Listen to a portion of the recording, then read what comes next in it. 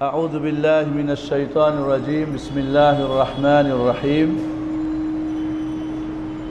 يا أيها الذين آمنوا اتقوا الله حق تقاته ولا تموتن إلا وأنتم مسلمون واعتصموا بحبل الله جميعا ولا تفرقوا واذكروا نعمة الله عليكم إذ كنتم أعداء فألف بين قلوبكم فأصبحتم بنعمته إخوانا وكنتم على شفا حفرة من النار فأنقذكم منها كذلك يبين الله لكم آياته لعلكم تهتدون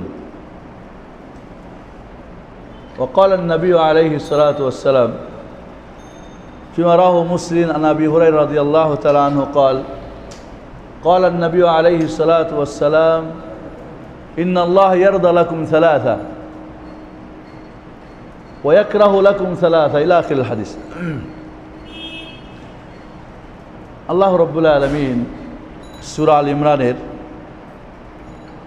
102 থেকে নিয়ে 110 পর্যন্ত একটা ইসলামী সমাজ, ইসলামী পরিবার, একটা ইসলামী রাষ্ট্র রূপরেখা কি হবে, কার্যক্রম কি হবে, এই আয়াতগুলিতে আল্লাহ রাব্বুল আলামিন আমাদেরকে জানিয়ে দিয়েছেন। সংক্ষিপ্ত আকারে এই আয়াতগুলো থেকে আমাদের শিক্ষণীয় কি, আল্লাহ কী দিক নির্দেশনা দিয়েছেন, সেগুলো আমরা বলার চেষ্টা করব ইনশাআল্লাহ এবং বোঝারও চেষ্টা করব। আল্লাহ রাব্বুল আলামিন মুমিনদেরকে ডেকে বলতেছেন ইয়া আইয়ুহাল্লাযীনা আমানু। আব্দুল্লাহ ইবনে আব্বাস রাদিয়াল্লাহু তাআলা আনহু বলেন, কোরআনে যখন তুমি ইয়া আইয়ুহাল্লাযীনা আমানু শুনবে, কান দুটা খাড়া করে নেবে। মহান রব্বুল আলামিন কোনো কল্যাণের নির্দেশ করবেন যা তোমার জন্যে মঙ্গল, অথবা তা তুমি করে মঙ্গল অর্জন করবে, অথবা কোনো অকল্যাণ, অনিষ্ট, খারাপি থেকে তোমাকে নিষেধ করবেন যা তোমার জন্যে ক্ষতিকর। তাহলে কোরআন যখনই পড়বেন ইয়া আইয়ুহাল্লাযীনা আমানু, কান দুইটা ভালো করে, বিবেকটা, মনটা, ঈমানটা, আল্লাহ আমাকে একটা কোনো নির্দেশ করবেন অথবা নিষেধ করবেন, আদেশ করলে পালন করতে হবে, নিষেধ করলে ত্যাগ করতে হবে। আর আমরা যখনই শুনতেছি ইয়া আইয়ুহাল্লাযীনা আমানু, হে ঈমানদারগণ, মুমিনগণ। মুমিন কাকে বলে? মুমিন হওয়ার জন্য 5টা জিনিস জরুরি। মুমিন হওয়ার জন্য কয়টা জিনিস জরুরি? 5টা। যার মধ্যে নাই সে মুমিন হতে পারে, তবে আল্লাহর যে ডাক তাদের জন্য হয়তো নাও হতে পারে, কারণ সে আদেশ পালন করবে না, নিষেধ ত্যাগ ছাড়বে না, বলবে আমি মুমিন। নাম্বার 1, যে অন্তরে বিশ্বাসকারী। নাম্বার 2, সেটা তার জবানে, মুখে স্বীকারকারী। নাম্বার 3, সেটা কাজে বাস্তবায়নকারী, যিনি কাজে বাস্তবায়ন করেন। নাম্বার 4, এই ঈমানকে বৃদ্ধি করার জন্যে যথাসাধ্য নেক আমলকারী, কারণ নেক আমলে ঈমান বাড়ে, এবং ঈমানকে হেফাজত করার জন্য যত প্রকার পাপ, খারাপি, বুরাই, ঈমান ধ্বংসকারী, এগুলি থেকে দূরে থাকে। কয়টা হলো? 5টা। আমি যে কাউকে জিজ্ঞেস করবো উত্তর দেবেন, না হলে কিন্তু আমি আলোচনা করব না। এটা আমার একটা কন্ট্যাক্ট থাকে আলোচনাতে। কারণ আপনি শুনছেন, যদি আমি কথা না আপনার হার্ড ডিস্কে নেন তাহলে তো আমার আলোচনা করে কোনো ফায়দা নেই। তাহলে মুমিন যে অন্তরে বিশ্বাসকারী, মুখে স্বীকারকারী, সেটা কাজে বাস্তবায়নকারী, সেটা ঈমানকে বাড়ানোর জন্যে নেকির কাজ যত করা যায় শর্ত সাপেক্ষ করে ঈমানকে কী করে? বাড়াই। এবং ঈমান যাতে নষ্ট হয়, কারণ পাপ করলে ঈমান দুর্বল হয়, এমন পাপ আছে ঈমান শূন্য হয়, এই সমস্ত পাপ থেকে নিজেকে বিরত রেখে ঈমানকে হেফাজতকারী, মুখে স্বীকারকারী, অন্তরে বিশ্বাসকারী, মুখে স্বীকারকারী, কাজে বাস্তবায়নকারী, নেকির আমল করে ঈমান বৃদ্ধিকারী, পাপের কাজ ছেড়ে ঈমানকে হেফাজতকারী, এই 5টা যার মধ্যে পাওয়া যাবে তিনি হচ্ছেন মুমিন। বুঝে আসছে? খালি মুমিন যেন আমরা মুখ দিয়ে বললাম অন্তরে নাই, তাহলে মুনাফিক। যদি তিনটাই না থাকে কাফের, তিনটাই থাকে, এই পাঁচটাই থাকে তো মুমিন। যাই হোক, তাহলে আমরা এই মুমিনকে আল্লাহ বলছেন ইয়া আইয়ুহাল্লাযীনা আমানু, এই পাঁচটা যার মাঝে আছে, পরের নির্দেশ আদেশটা সেই পালন করতে পারবে। বাকি ওনা শুধু পড়বে, পড়াবে, বলবে, কিন্তু কাজে আসবে না। তাহলে কোরআন যখনই শুনবেন ইয়া আইয়ুহাল্লাযীনা আমানু, আপনার এই পাঁচটাকে রিচার্জ করে নেবেন, নাহলে পরের আদেশ পালনও করতে পারবেন না, নিষেধটাও করতে পারবেন না। আল্লাহ মুমিনদেরকে এই আহ্বান করে বলছেন কি, ইত্তাকুল্লাহ হাক্কা তুকাতি, আল্লাহকে ভয় করার মতো ভয় করো, যথাযথ আল্লাহকে ভয় করো। আমরা ভয় করি মানুষকে, জিনকে, ফেরেশতাকে, হয়তো দূতকে, কি বলে, কোনো দত্তকে, কোনো বিভিন্ন সাপকে, বিচ্ছুকে ভয় করি না, করি না। এই ভয়ের মাঝে সব কিছুর ভয় সমান না, এবং ভয়টা আংশিক করলেই চলবে। সব ব্যাপারে ভয় সব দিয়ে আপনাকে পুরোটাই থরথর কাঁপবে এমন কথা না। যদি সিংহ বলে হাও, তো থরথর করে কাঁপবেন। পিঁপড়া দেখে কি থরথর করে কাঁপবেন? একটু ভয় করবেন কেউ যদি কামড় দেয় কিনা। কিন্তু আল্লাহ রাব্বুল আলামিনের ব্যাপারে ভয়টা আল্লাহ বলছেন সবটুকু দিয়ে ভয় করো। তাহলে আল্লাহরকে ভয় করার অর্থ হচ্ছে, বা আমরা তাকওয়া কাকে বলে এখন জানি, তাহলে অর্থাৎ মুত্তাকি হয়ে যাও তোমরা, পরহেজগার হয়ে যাও তোমরা, আল্লাহ ভীরু হয়ে যাও। আল্লাহ ভীরু হওয়ার জন্য দুইটা কাজ দরকার। ইমতিসাল আওয়ামিরিল্লাহ, আল্লাহর যত আদেশ আছে পালন করা, ওয়াজতিনাবু নাওয়াহিহি, আল্লাহর যত নিষেধ আছে তা ত্যাগ করা। তাহলে মুত্তাকি হতে বলছেন আল্লাহ। কোন মুত্তাকি? যে আল্লাহর সকল আদেশ পালন করে। এমনটা হয়ে যাও যে আল্লাহর যত নিষেধ আছে সব ত্যাগ করে, ছোট বড় যা আছে সব। তাহলে আল্লাহ রাব্বুল আলামিন আমাদেরকে নির্দেশ করেন মুত্তাকি হয়ে যাও, অর্থাৎ আমার যত আদেশ পালন করো, যত নিষেধ ত্যাগ করো। এই একটা নির্দেশ দিলেন আল্লাহ ইমানদারদেরকে। 2 নম্বরে নির্দেশ করছেন ওয়ালা তামুতুন্না ইল্লা ওয়া আনতুম মুসলিমুন, প্রকৃত মুসলিম না হয়ে তোমরা মরবে না। মুসলিম না হয়ে মরবে না। মুসলিম হওয়ার জন্য 3টা কাজ জরুরি। 3টা জিনিস যার মাঝে থাকবে সে মুসলিম, যার মাঝে নাই সে মুসলিম না। আংশিক হলে আংশিক, কারণ ইমানের স্তরের যারা ছাত্র সবাই সমান না। First class, second class, third class, first class সবই আছে।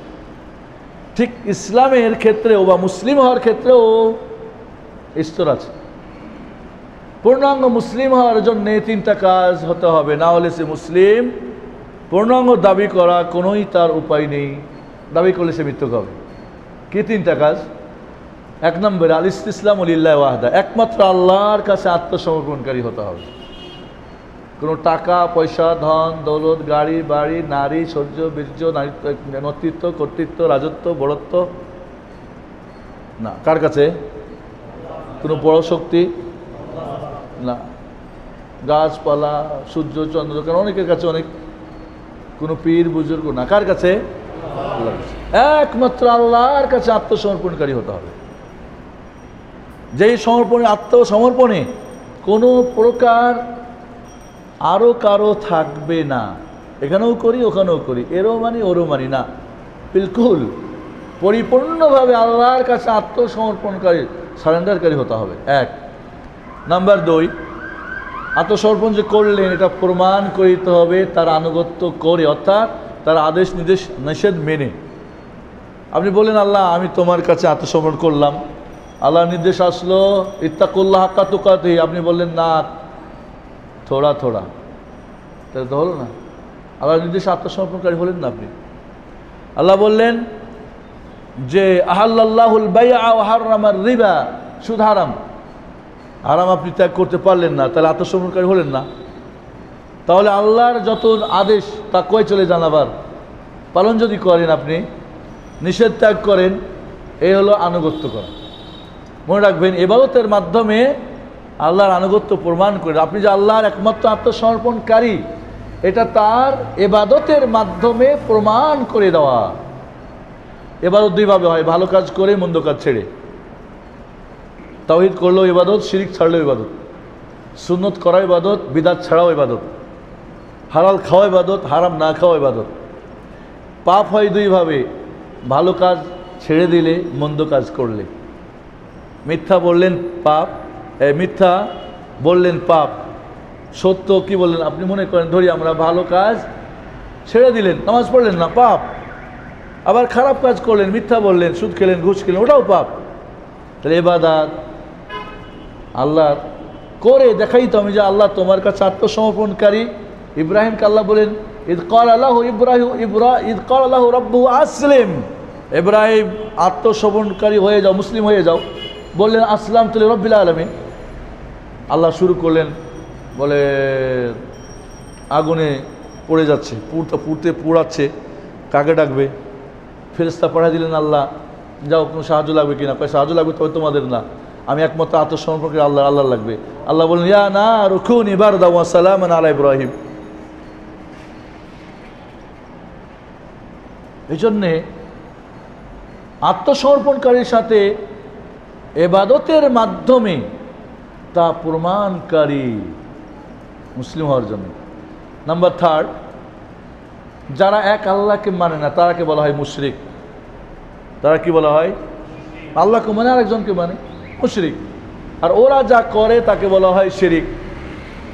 মুশরিক যা করে তা শিরিক। শিরিক এবং মুশরিক থেকে সম্পূর্ণ আপনার সম্পর্ক ছিন্নকারী হতে হবে। তাহলে মুসলিমকে একমাত্র আল্লাহর কাছে আত্মসমর্পণকারী, আনুগত্যের মাধ্যমে প্রমাণকারী, আর কি যে মুশরিক আর তাদের শিরিক থেকে সম্পূর্ণভাবে সম্পর্ক ছিন্নকারী। এর মডেল ইব্রাহিম খলিলুল্লাহ আলাইহিস সালাম।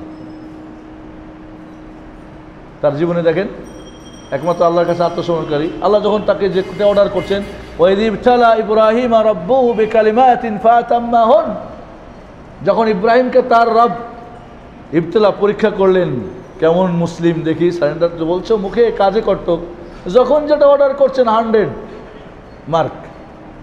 ফাতাম্মাহুন, পরিপূর্ণভাবে তিনি পাস করেছেন। এবং তার বাবা মা আত্মীয় স্বজন সবার করেছিলেন ইন্নী বারিউম মিনকুম মিম্মা তা'বুদুন, তোমরা এবং তোমরা যা ইবাদত করো, তোমরা যা মুশরিক আর তোমরা যা করো শিরক, সবার সঙ্গে সম্পর্ক ছিন্ন করিলাম। হিজরত করিলেন স্ত্রী সারাকে আর ভাতিজা বড় ভাইয়ের ছেলে লূত আলাইহিস সালাম তাকে সাথে নিয়ে, চলো বাবা এখানে আর থাকা যাবে না, কারণ আমি মুসলিম। মুসলিম আমি বলেছি আসলামতু লিরাব্বিল আলামিন, প্রমাণ করে ছাড়তে হবে। তাহলে মুসলিম আল্লাহ বলছেন এই মুসলিম না হয়ে মরবে না, তোমার মাঝে যেন এই 3টা জিনিস পাওয়া যায়। 1 নম্বর নির্দেশ, পরিপূর্ণ মুত্তাকি হয়ে যাও, সকল আদেশ মানো, সকল নিষেধ ত্যাগ করো, সকল জান্নাতি কাজ করো, সকল জাহান্নামী কাজ ত্যাগ করো। আর কি মুসলিম না হয়ে মরো না, অর্থাৎ তুমি আল্লাহর কাছে আত্মসমর্পণকারী, আনুগত্যের মাধ্যমে প্রমাণকারী এবং শিরক ও মুশরিক থেকে সম্পর্ক ছিন্নকারী। এখানে আমরা 3টা জিনিস শিখলাম। কি বলেন? মুমিন কাকে বলে? হওয়ার জন্য শর্ত 5টা না কাজ, মুত্তাকি এর জন্য 2টা কাজ, আর মুসলিমের জন্য 3টা কাজ। আর তফসির দরকার আছে আমাদের। আমিও ট্রায়াল ছেড়ে দিই, সকালবেলা 8টায় বের হয়েছি, আমাদের শেখ ইব্রাহিম আজকে খুব দৌড়াই দিয়েছিল আমাকে, মাশাআল্লাহ জাযাকাল্লাহ খায়ের। তবে দৌড়িয়েছি যেন আল্লাহ কবুল করেন দৌড়টা। আমি মনে করি দীর্ঘ আলোচনা করার দরকার নেই, এই পয়েন্টগুলি মনে রেখে নিজের জীবনে আসা। আল্লাহ রাব্বুল আলামিন মুমিনকে ডেকেছেন না, কারণ মুমিন যে নির্দেশ করবে তা পালন করবে। আমি যদি রাস্তায় একটা ছেলে আমার জন্য চা নিয়ে আসো, নিয়ে আসবে কি? আমার ছেলেকে বলি বাবা একটা চা নিয়ে এসো তো, একটু দাঁড়ান। আমার স্ত্রীকে বলি একটা চা দাও, একটু প্লিজ ওয়াইফ, চলে আসবে, ঠিক না? আমার একটা হয়তো আমার ছেলে একটা হয়তো কেউ আমার বাড়িতে কাজ করে, বলো বাবা আমার জন্য এই নিয়ে আসো, চলে আসবে। আল্লাহ রাব্বুল আলামিন কাকে ডাক দিয়েছেন? মুমিনকে। এরপরে কি মুমিন না হতে পারে? আমরা যদি ডাকার পরে এই ডাকটাকে আমাদের কাজে না করি, এর মানে আমরা মুমিনের সমস্যা আছে। যদি আমার ছেলেকে বলি কাজ করে, আমার মেয়েকে বলি কাজ করে, আমার ছাত্রকে বলি কাজ করে, আল্লাহ রাব্বুল আলামিন তার মুমিন বান্দাকে ডেকে বলছেন আর আপনি করবেন না, এরপর আপনি মুমিন? কি বলেন? না, মুমিনকে ডেকেছে, জানি আল্লাহ এরা তো মুমিন, দুইটা। 3 নম্বর নির্দেশ, ওয়া'তাসিমু বিহাবলিল্লাহি জামিআন ওয়া লা তাফাররাকু, তোমরা ঐক্যবদ্ধ হয়ে আল্লাহর রজ্জুকে আঁকড়ে ধরো এবং দলাদলি করো না। আল্লাহর রজ্জু বলতে এখানে কোরআন বলেছেন কোনো মুফাসসিরিনরা, কেউ বলেছেন ইসলাম। কোরআন মানে ইসলাম, ইসলাম মানে কোরআন। ইসলামকে বা কোরআনকে তোমরা বজ্র মুশরিককে তোমরা আঁকড়ে ধরো, ঐক্য দলাদলি করো না। ঐক্যের জন্য 3টা জিনিস জরুরি। ঐক্য হবে, আপনি বলবেন ঐক্য ঐক্য, এখন সব দলে এই আয়াত পড়ে আর দলের ঐক্য ডাকে না ডাকে না, এই ঐক্যের কথা বলছেন আল্লাহ সবাই, কারণ মুমিন, সকল মুমিনকে আল্লাহ ডেকে বলছেন মুমিন আছো যারা সব এক জায়গায় হয়ে যাবে। এটা 3টা কাজ যদি করে কাউরি মাঝে থাকে, সেই ঐক্যের মাঝে আসবে। না থাকলে ঐক্যও না, ও এই নাম দিয়ে আয়াত পড়বে আর অনৈক্য সৃষ্টি করবে। এক জায়গা থেকে আরেক জায়গা, 3 জাল 5 জায়গা দল ত্যাগ করবে, আরেকটা দল বানাবে, এগুলি করবে। 1 নম্বর কাজ হলো কোরআন এবং হাদিসের সঠিক বুঝ তার মাঝে থাকতে হবে। এই কোরআন সুন্নাহ দ্বীন ইসলামকে জানলাম আমাদের ঐক্য মতে ধরতে বলছেন। একটা প্ল্যাটফর্মে তখনই সম্ভব একসঙ্গে থাকা যদি এই কোরআনকে আর হাদিসকে মুহাম্মদুর রাসূলুল্লাহ সাল্লাল্লাহু আলাইহি ওয়াসাল্লাম বুঝেছিলেন না বুঝেন নাই? বুঝেছিলেন? কি বলেন আপনারা? ওই বুঝটা বুঝতে হবে। যার যার দলীয় মাযহাবী গ্রুপের হুজুরের বুজুর্গের স্বপ্নের যার যার বুঝ নিলে যার যার মতে যাবে। তাহলে বুঝতে হবে কার? মুহাম্মাদুর রাসূলুল্লাহ সাল্লাল্লাহু আলাইহি ওয়াসাল্লাম, সাহাবা ইকরাম রাদিয়াল্লাহু তাআলার বুঝ, সালাফে সালিহিনের বুঝ। এ আয়াত থেকে তারা কি বুঝেছেন সেই বুঝটা নিতে হবে। তাহলে দিনের আমাদের অনেক ভাইরা আছেন, একদিনে ঈদ করা নিয়ে এক সমস্যা শুনতেছি, মসজিদ ভাঙ্গা, ঈদগাহ ভাঙ্গা, বহুত মাসলা মাসের এটা ওটা।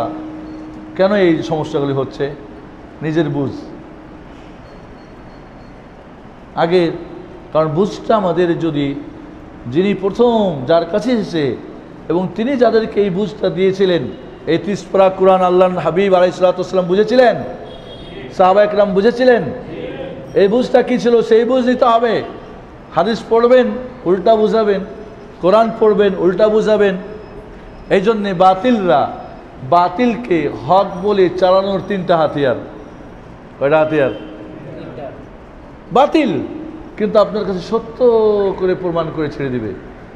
এর জন্য তারা 3টা হাতিয়ার ব্যবহার করে। 1 নম্বর কোরআন, বিশুদ্ধ হাদিস, ব্যাখ্যাটা নিজস্ব, শেষ। তাহলে দল 2টা হবে, 5টা হবে, 20টা হবে না? হবে না, হবে না, হবে না। নিজস্ব বুঝ। 2 নম্বর হাতিয়ার বাতিলকে হক বলে চালানোর, যেগুলি মুতাশাবিহাত, রূপক আয়াত হাদিস, এগুলোর নিজেরা একটা ব্যাখ্যা দিয়ে দিবেন। মুতাশাবিহাত আয়াত বা হাদিস যদি হয়, ইমান আনা ফরজ, ব্যাখ্যা বিশ্লেষণের অর্থ করা যাবে না, চুপ। উনি চুপ না, আলিফে আল্লাহ লামে জিবরিল মিমে মোহাম্মদ, বড় মুফাসসির। তাহলে ওনার একটা দল হবে না? হবে না এইভাবে ব্যাখ্যা করলে। 3 নম্বর বাতিলরা বাতিলকে হক বলে চালানোর জয়ীফ এবং জাল হাদিস, জয়ীফ এবং জাল হাদিস। কয় জয়ীফ চলবে? দিনের ব্যাপারে জয়ীফ চলবে। গাড়িটা আমার, দলিলটা একটু সমস্যা আছে, আমারও হতে পারে, একজনের হতে পারে, নামটা মানে এখনও ফাইনাল হয় নাই। গাড়ি নেবেন কেউ?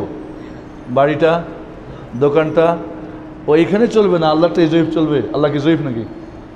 নাউজুবিল্লাহ। রাসূল জয়ীফ, দিন জয়ীফ, ইসলাম জয়ীফ, দুর্বল। কয় কি বলেন? হ্যাঁ গো দলিল আছে, দলিল আছে কিন্তু জাল, দলিল আছে কিন্তু কি জাল। দলিলে দুনিয়া চলে না। বাড়ি বিক্রি করা যায় না, জমি বিক্রি করা যায় না, গাড়ি করা যায় না, দোকান যায় না, কিন্তু দিন বিক্রি করা যায়। আমি বলি মিয়ারা দুনিয়াতে ঠিকই বুঝো, আর দিনে গিয়ে বলে হুজুর বেশি বুঝে। দল করবে না হুজুরা, তো করবে কি?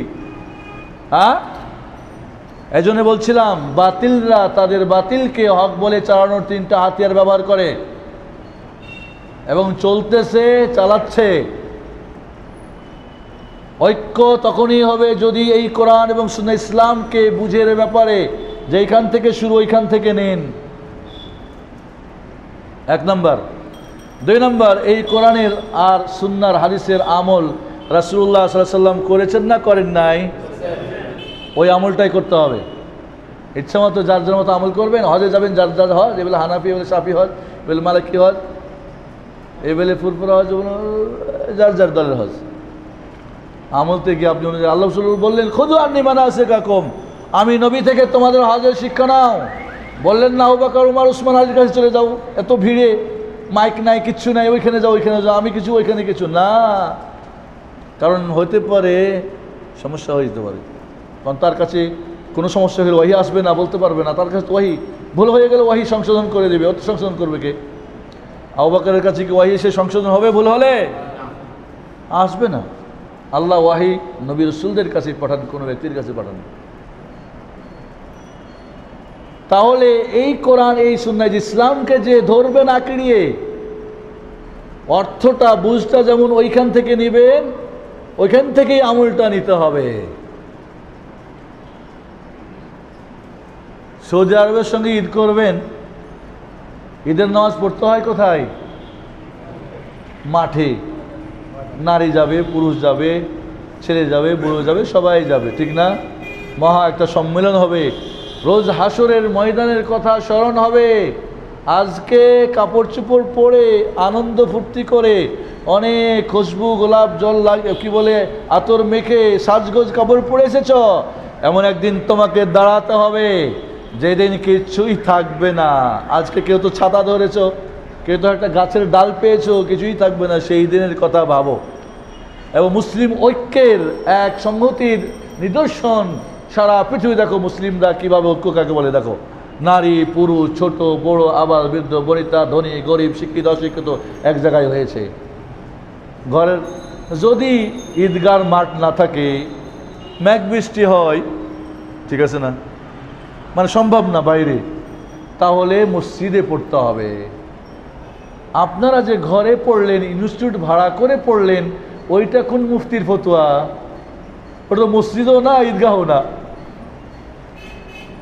এরা ঈদগাহ নাই, মসজিদও নাই, এরা আছে কোথায় তাহলে? ঘরের। এই ফতোয়া কে দিলেন যে এই দুইটা না হলে ঘরেও ঈদের নামাজ পড়া যাবে? বন্ধুরা, কারণ বুঝটা নিজের নিয়ে নিয়েছেন।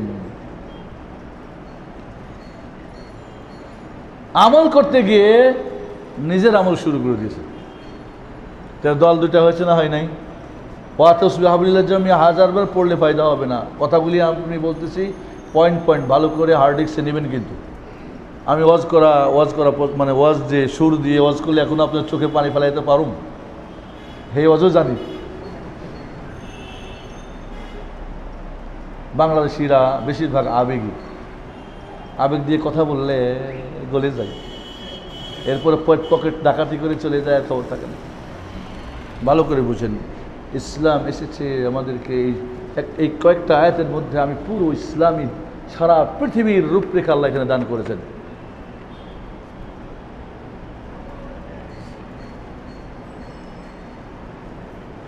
তিন নম্বর, তাহলে এক নম্বরে এই ইসলামের বুঝটা, কোরআন সুন্নাহর বুঝটা মুহাম্মদ সাল্লাল্লাহু আলাইহি ওয়াসাল্লাম, সাহাবায়ে কেরাম মানে সালাফ থেকে আমরা নিব। দুই নম্বরে আমলটাও এখান থেকে নিব। কীভাবেও নিয়ে আয়াতটার আমল করেছেন। যারা বলে মিলাদ পড়তে হবে, কোরআনে দলিল আছে, ইন্নাল্লাহা ওয়া সুরটা খুব ভালো করে দেয়, লোকজন কি হয়ে যায়, একটু মুঠে চলে আসে। এরপরে যা ইচ্ছা তাই কয়, বলে হুজুরে যা করছে তা ঠিক আছে। কয় মিয়া, কোরআনে আছে সূরা আহজাবের 55 নম্বর আয়াতে মিলাদ করতে হইব। আয়াতটা কি ওই হুজুরের উপর নাজিল হয়েছিল? কি বলেন? হয় নাই তো, ঠিক না? কার প্রতি নাজিল হয়েছিল? মুহাম্মদুর রাসূলুল্লাহ সাল্লাল্লাহু আলাইহি ওয়াসাল্লাম। উনি কি বুঝেছিলেন বুঝেছিলেন, আমল করেছিলেন, এর করেছিলেন না করেন নাই? তা আপনি যেভাবে করছেন এভাবে তো করেন নাই, দল হয়েছে না হয় নাই। এই জন্য কেউ দাঁড়িয়ে করে, কেউ বসে করে, দুইজন আবার মারামারি করে, নীলফামারীতে 3টা লাশ পড়ে। ঠিক আছে, খালি দল না, লাশ। 2 নম্বরে কি বললাম, এই ইসলামকে বুঝার জন্যে বুঝটা ওইখান থেকে নিতে হবে, এই বুঝটা আমলটা ওখান থেকে। 3 নম্বরে এর কাজ, একে দাওয়াত আরেকজনকে দিতে হবে। আপনি যে বুঝটা বুঝে নিলেন, সঠিকটা আমল করলেন, আরেকজন জানে না, আসেন বুঝ দেন, ওই বুঝটাই দেন, আপনারটা আবার ওখানে যোগ করেন না। হুজুর বুজুর্গ দলের মতের দিবেন না, ওই বুঝটাই, ওই আমলটা আরেকজনকে দিবেন। আপনি যে রাসূলুল্লাহ সাল্লাল্লাহু আলাইহি ওয়াসাল্লাম এবং সাহাবা ইকরামের বুঝ নিলেন, আমল নিলেন, ঠিক আছে, এই বুঝটা আমলটা আরেকজনের কাছে দিলেন। ও যখন করবে ওই বুঝ আমল আপনার সঙ্গে হবে না আরেক জায়গায় হবে? ঐক্য হবে না ভিন্ন হবে? আল্লাহ যে বললেন ওয়াতাসিমু বিহাবলিল্লাহি জামিআও ওয়ালা তাফাররাকু, এই 3টা জিনিস যদি হয়, আকীদা এক, আখলাক এক, ইবাদত এক, নিয়ম নীতিমালা এক, ব্যবসাতে, লেনদেনে, বিবাহ শাদীতে, উঠতে চলতে ফিরতে, পুরো ইসলামকে ওইখান থেকে 3টা জিনিস নিতে হবে। দাওয়াত তাবলীগ কেউ নেবেন স্বপ্ন থেকে, কেউ নেবেন গবেষণা থেকে, কেউ নেবেন জঙ্গল থেকে, কেউ আরও কিছু বাড়াই নেবেন। তাহলে হবে, বুঝটা নেবেন নিজের, আমলটা নেবেন আরেকজনের, দাওয়াতটা নেবেন আরেকজনের, তো দল তো হতেই থাকবে, যেটা বাস্তবে হয়েছে। হয়েছে না হয় নাই? তাহলে মনে রাখবেন, এই দলাদলির কারণ হচ্ছে আল্লাহ ইসলামকে বজ্র মুষ্টিতে আঁকড়ে ধরতে বললেন। আঁকড়ে ধরার যে শর্ত, এইখানে শর্ত ছেড়ে দিয়ে নিজের মতো করে, আর সবাই আয়াত পড়ে বলে আসো এক জায়গায় হই, মানে দলের ঐক্য, মুসলিম জাতির ঐক্য না। এই ঐক্যের কথা আল্লাহ বলছেন এখানে, এই ঐক্যের কথা বলছেন। তাহলে বন্ধুরা, আমরা যে এইভাবে মানুষকে বোঝাতে পারি, দেখবেন আসবে, যে আসবে আর যাবে না, ও দল হবেই না, ও অন্য দলে যেতেই পারে না। এইভাবে আস্তে আস্তে আস্তে আস্তে দেখবেন মুসলিম উম্মত বুঝা আসছে কথা।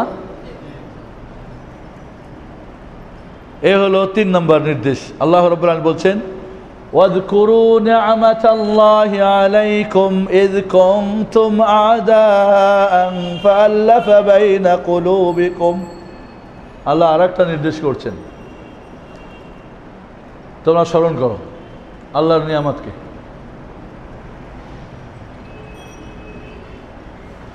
এই নিয়ামতটা হলো তাওহীদের নিয়ামত। কিসের নিয়ামত? তাওহীদের। আল্লাহ নবী আলাইহিস সালাম যখন আরব ভূমিতে দাওয়াত নিয়ে আসলেন, জাহেলিয়াতের আরবরা দলে দলে বিভক্ত ছিল, হানাহানি, মারামারি, খুন খারাপি, বিভিন্ন রং, বিভিন্ন গ্রুপ গর্ত নিয়ে ব্যস্ত ছিলেন, আপসের মধ্যে কোনো মিলজুল ছিল না। আল্লাহ রাব্বুল আলামিন মুহাম্মদুর রাসূলুল্লাহ সাল্লাল্লাহু আলাইহি ওয়াসাল্লামের মাধ্যমে নিয়ামত নাসলেন কি? তাওহীদের। তাওহীদ মানে কি? একত্ববাদ, ঠিক না? কার? আল্লাহর। আল্লাহ তার কাজে, নামে গুণে, বৈশিষ্ট্য একক, এবং বান্দার ইবাদত একমাত্র আল্লাহর জন্য, এটাকে বলা হয় তাওহীদ। তো ওই নিয়ামতটাকে স্মরণ করো, তাওহীদের নিয়ামত। তো সবাই যদি এক আল্লাহর বান্দা হয়ে যাও, তোমরা কার বান্দা হয়ে যাও? তো সবাই যদি এক আল্লাহর বান্দা হয়, তাহলে ঐক্য হবে না অনৈক্য হবে?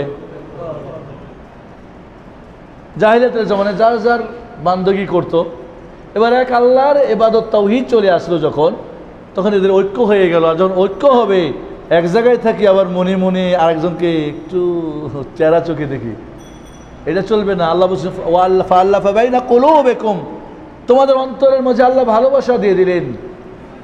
আজ আমরা কাগজের সংগঠন নিয়ে অনেকে ব্যস্ত আছি না, ফর্ম পূরণ করে সদস্য, আমরা একটা সংগঠনের সবাই ফর্ম পূরণ করে মনে করে এক হয়ে গেলাম না। এর আগে অন্তরের সংগঠন হওয়া দরকার, অন্তরের সবাই এক। অন্তরের যদি এক হয়ে যান, আগর কাগজপাতি করেন না করেন কোনো যায় আসে না, ওটা একটা সিস্টেমে করতে পারেন, কিন্তু অন্তর যদি এক হয়ে যায়, তাহলে এই তো হলো, ওই ঐক্য হলো আসল। তো আল্লাহ রাব্বুল আলামিন আমাদেরকে তাওহীদের নিয়ামত, যার মাধ্যমে ঐক্য হতে পারে, আরবের জাহিলিয়াতের যত অনৈক্য সব দূরীভূত হয়েছিল, আজও যদি মানে এটা হলো তাওহীদের প্ল্যাটফর্মে এক জায়গায় হও,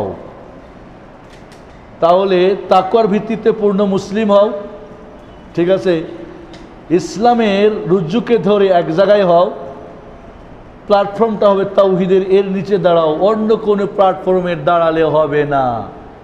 দাঁড়ালে আবার শয়তান ভাঙন সৃষ্টি করবে। তো তাওহীদ যেমন আল্লাহর একাত্মবাদ, আমরা এক আল্লাহকে মানব, আমরাও সব এক হয়ে যাব। আল্লাহকে যদি এক মানতে গিয়ে গড়বড় হয়, আমরা অপসের মধ্যে গড়বড় হয়ে যাব। এই জন্যে তাওহীদকে অন্য ভাষা আকীদা বলে।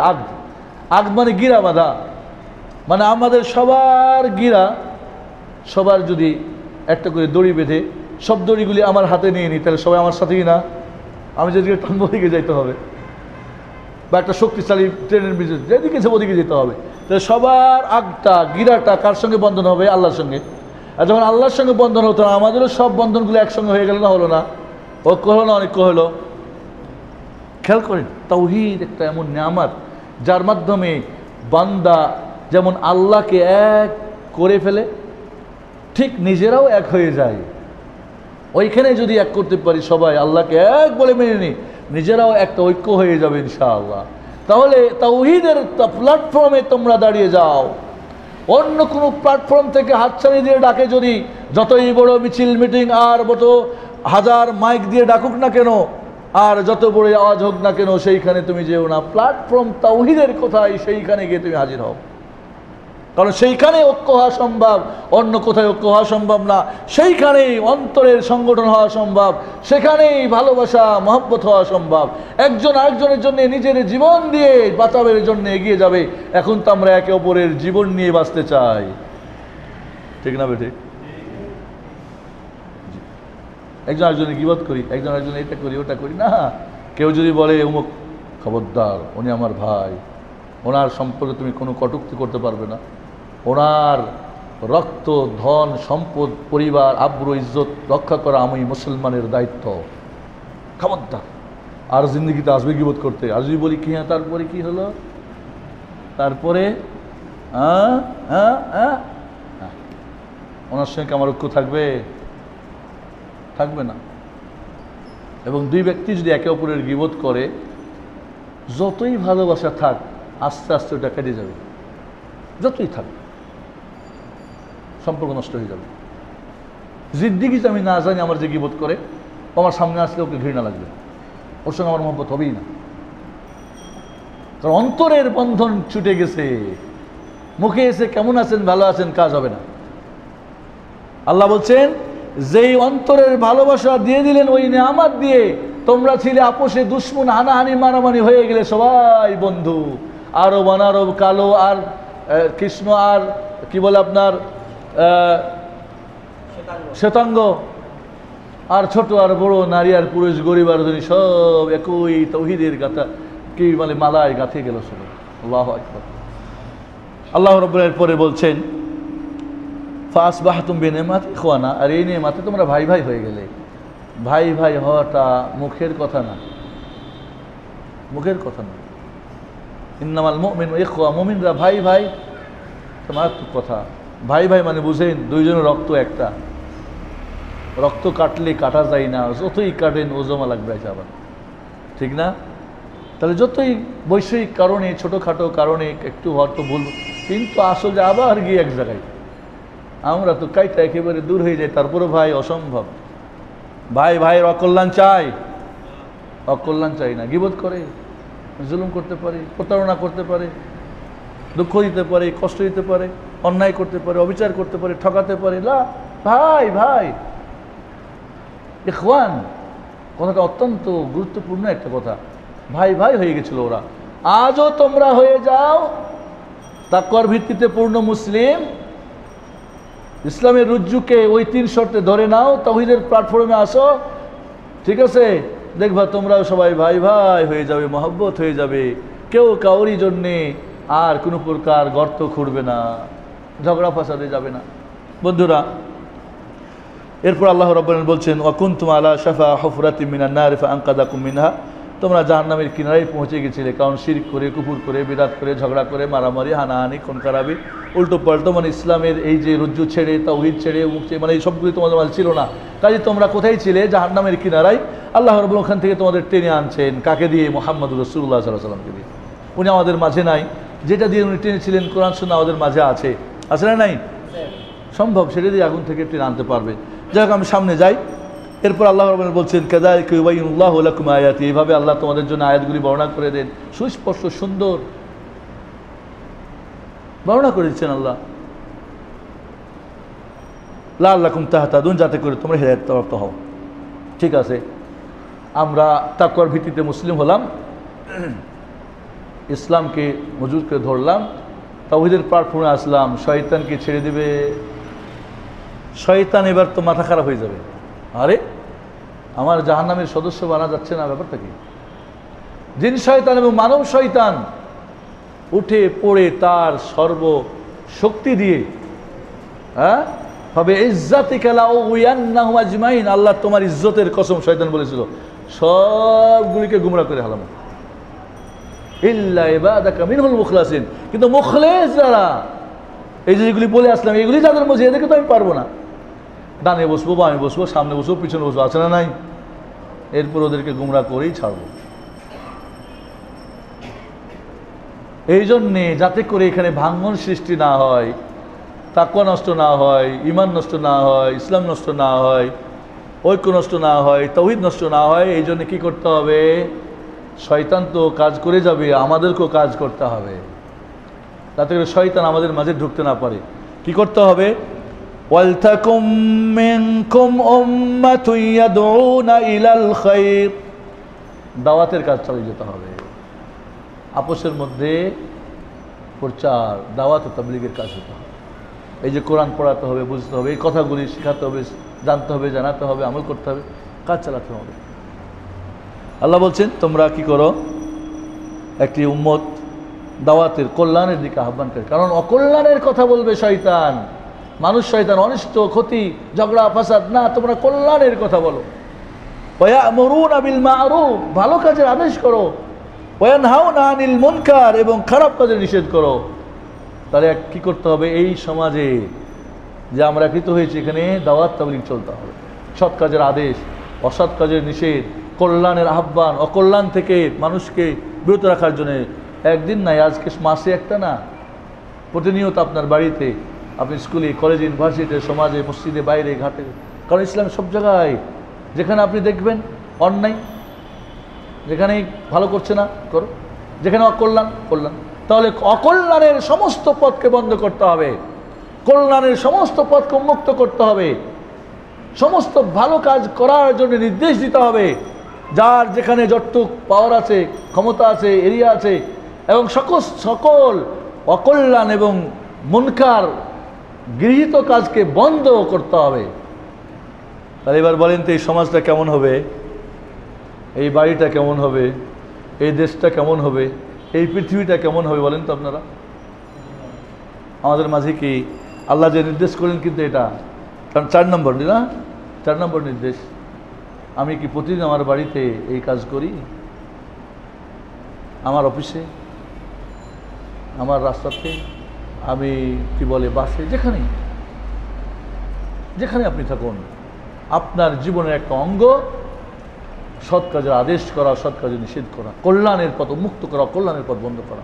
যেখানেই থাকুন, যে থাকুন, এটা কোনো গ্রুপ, দল, ব্যক্তির না, সবার কাজ। এই জন্য আমাদের কাজ কয়টা? 3টা। কয়টা কাজ? ইসলামকে জানি সঠিক, নিজে আমল করে, অনেক আমল করি, যেটা আমরা একটু আগে বলছি। তাহলে যদি আমরা সৎ কাজের আদেশ, অসৎ কাজের নিষেধ করতে থাকি, কল্যাণের দিকে আহ্বান করি, কল্যাণের পথ বন্ধ করি, এই সমাজটা কেমন সমাজ হবে বলেন তো? দেখতে চান এই সমাজ? চলে যান মদিনার মুহাম্মাদুর রাসূলুল্লাহ সাল্লাল্লাহু আলাইহি সাল্লামের নিজ হাতে গড়ার সেই মুসলিম সমাজ এবং রাষ্ট্র, বাড়ি এবং ব্যক্তি। তার যে ব্যক্তি গঠন করেছিলেন তিনি, পরিবার গঠন করেছিলেন তিনি, সমাজ গঠন করেছিলেন, রাষ্ট্র গঠন করেছিলেন, এই সবগুলোই ওখানে ছিল। পড়েন তার ইতিহাস, আপনার সামনে মডেল ভেসে আসবে।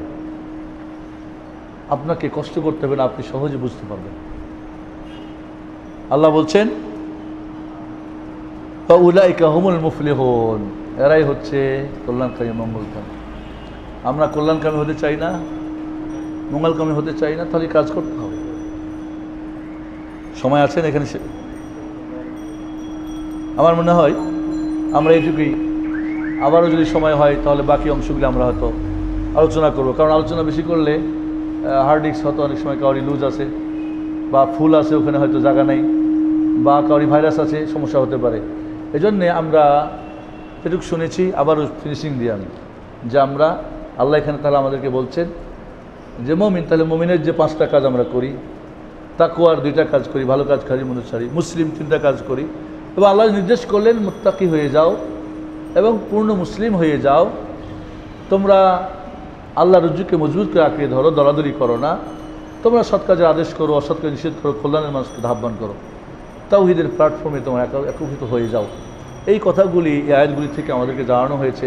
আল্লাহ রাব্বুল আলামিন যেন আমাদেরকে সূরা আল ইমরানের 201 আর 3-4 যে কথাগুলি আল্লাহ আমাদেরকে বলেছেন, এবং আপনার অনুরোধ রাখবো যে এই পরের আয়াতগুলি পড়বেন এবং বুঝবেন, বুঝাবেন, আমল করবেন। আল্লাহ যেন আমাদের এই তৌফিক দান করেন, আমিন। আকুলু কাউলি হাযা আস্তাগফিরুল্লাহ লি ওয়া লাকুম ওয়া লিসাইরিল মুসলিমিন আস্তাগফিরুল্লাহ সাল্লাল্লাহু আলা মুহাম্মাদ ওয়া আলা আলিহি ওয়া সাহবিহি আজমাইন। আমার আলোচনার পরে আমি প্রশ্ন উত্তর পছন্দ করি, ও হওয়া জরুরি। তো এই জন্যে আপনাদের প্রশ্ন উত্তরে আমরা চালিয়ে যাব ইনশাআল্লাহ। জি, ডান দিক থেকে শুরু করব, প্রশ্ন থাকলে আমি প্রশ্ন করব। জি বলেন। ওয়ালাইকুম আসসালাম ওয়া রাহমাতুল্লাহি ওয়া বারাকাতুহু।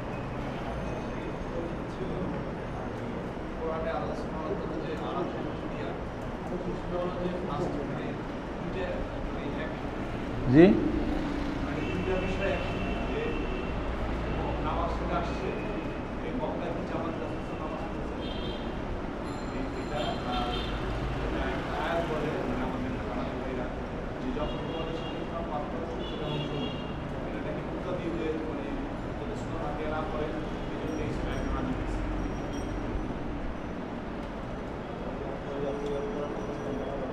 মেরাজ হয়েছিল মক্কার জীবনে।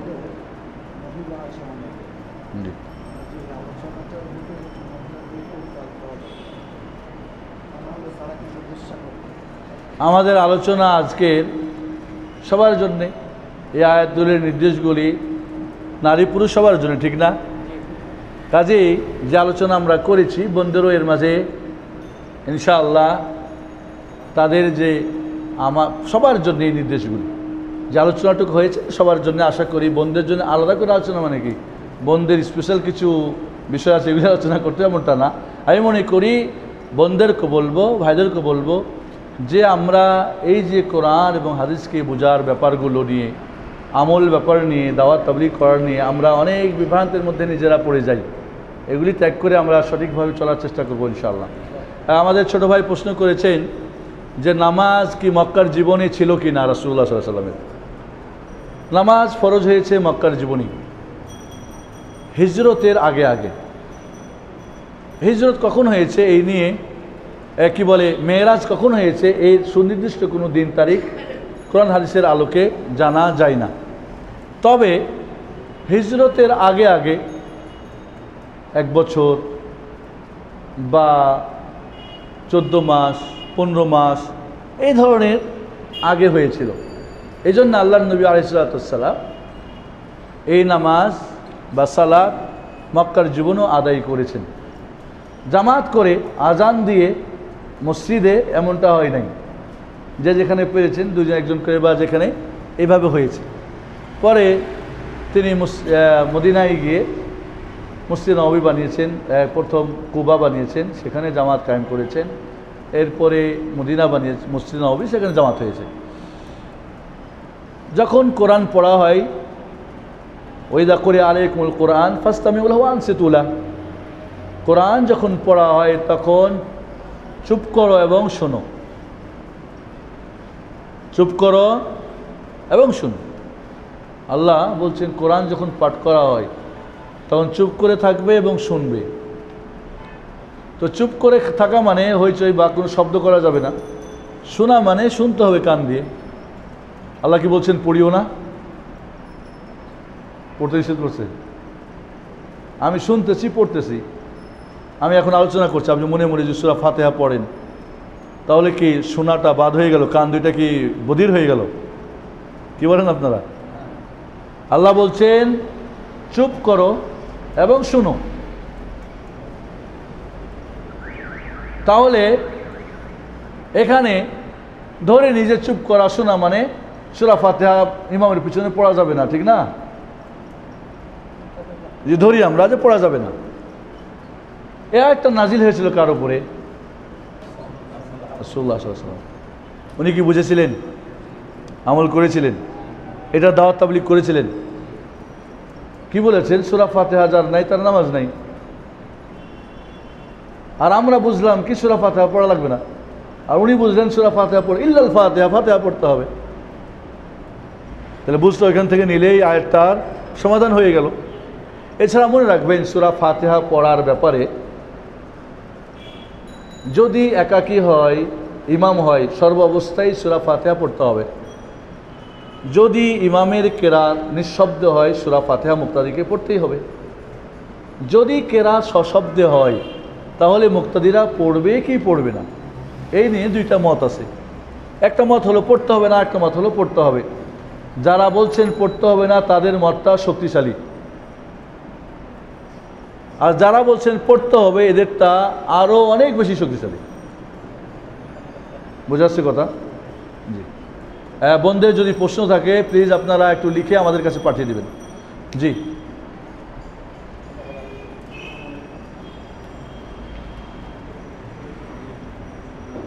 জি আলহামদুলিল্লাহ, হাজ্জাল মাবরুর আছে, মাশকুরান মাকবুরা।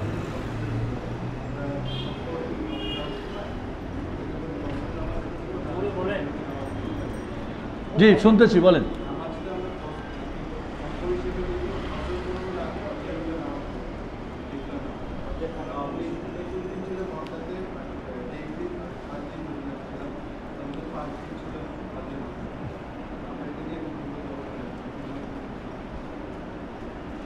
নামাজ কসর করার একটাই কারণ, সফর। সফর অবস্থাতে নামাজ কসর করা, অন্য কোনো কারণে নামাজ কসর করা যাবে না। অর্থাৎ 4 রাকাত বিশিষ্ট নামাজগুলো 2 পড়তে হবে, জোহর, আসর এবং ইশা। মাগরিব 3 পড়তে হবে, ফজর 2 পড়তে হবে। যদি আপনার এটা সফর হয় তাহলে আপনি কসর করবেন, ঠিক আছে। সফর যদি না হয় তা আপনি ফুল পড়বেন। এখন আমি হজে গেছি, আমি মুসাফির কি না, এবং মুসাফিরের জন্য কোনো লিমিটেড দূরত্ব সীমা এবং সময়সীমা আছে কি না। নির্দিষ্ট সময়সীমা বা দূরত্ব সীমা 48 মাইল বা এখন 75-80 কিলোমিটার, এর হাদিস সহিহ না, বিশুদ্ধ না। বরং আল্লাহর নবী আলাইহিস সালাম মাত্র 9 মাইল দূরে গিয়েও কসর করেছেন, সহিহ হাদিস, যেটা প্রায় 18 কিলোমিটার প্রায় হতে পারে। তাহলে দূরত্ব সীমার নির্দিষ্ট কোনো সীমা আল্লাহর নবী থেকে প্রমাণিত নাই। এক, সময়সীমা কতদিন কসর করবে আর বেশি হয়ে গেলে কসর করবে না। কোনো মাযহাবে আছে 10 দিন হলে কসর আর করবে না, কোনো মাযহাবে 15 দিনের কথা আছে, কেউ হয়তো 4 দিনের কথা বলেছেন।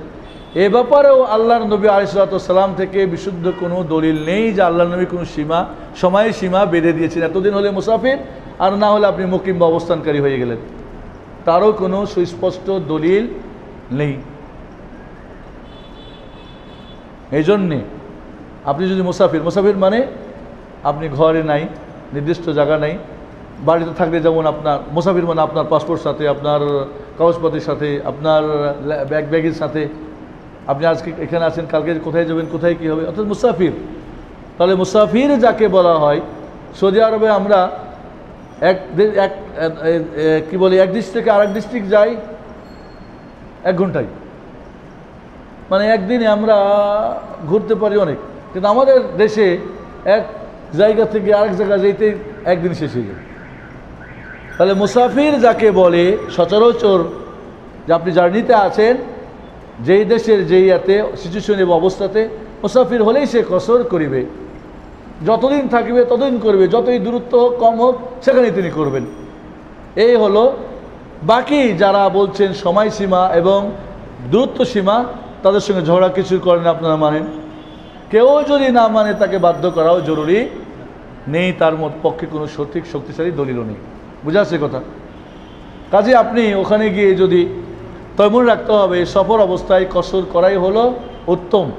পূর্ণ পড়া কি জায়েজ। বাকি কোনো কোনো মাযহাবে কসর হলে বা মুসাফির হলে কসর করা ওয়াজিব, পূর্ণ করে তার নামাজই বাতিল হয়ে যাবে। সঠিক হলো যে উত্তম ফুল পড়িলেও তার নামাজ হয়ে যাবে। অতএব যারা হজে গেছেন আপনি মুসাফির কসর করবেন, পুরো টাইম কসর করবেন। আপনি এখান থেকে এয়ারপোর্ট আপনার এরিয়া ছেড়ে যখনই আপনি শহর ছেড়ে বাইরে যাবেন মুসাফির হয়ে গেলেন, আবার যখন আপনি ঢুকবেন তখন মুকিম হবে, তার আগে আপনি বাড়িতে আনা আসা পর্যন্ত মুকিম না। জুমার আজান কয়টি দেওয়া সঠিক? কেন এই প্রশ্ন কি এখন আমরা জানি না?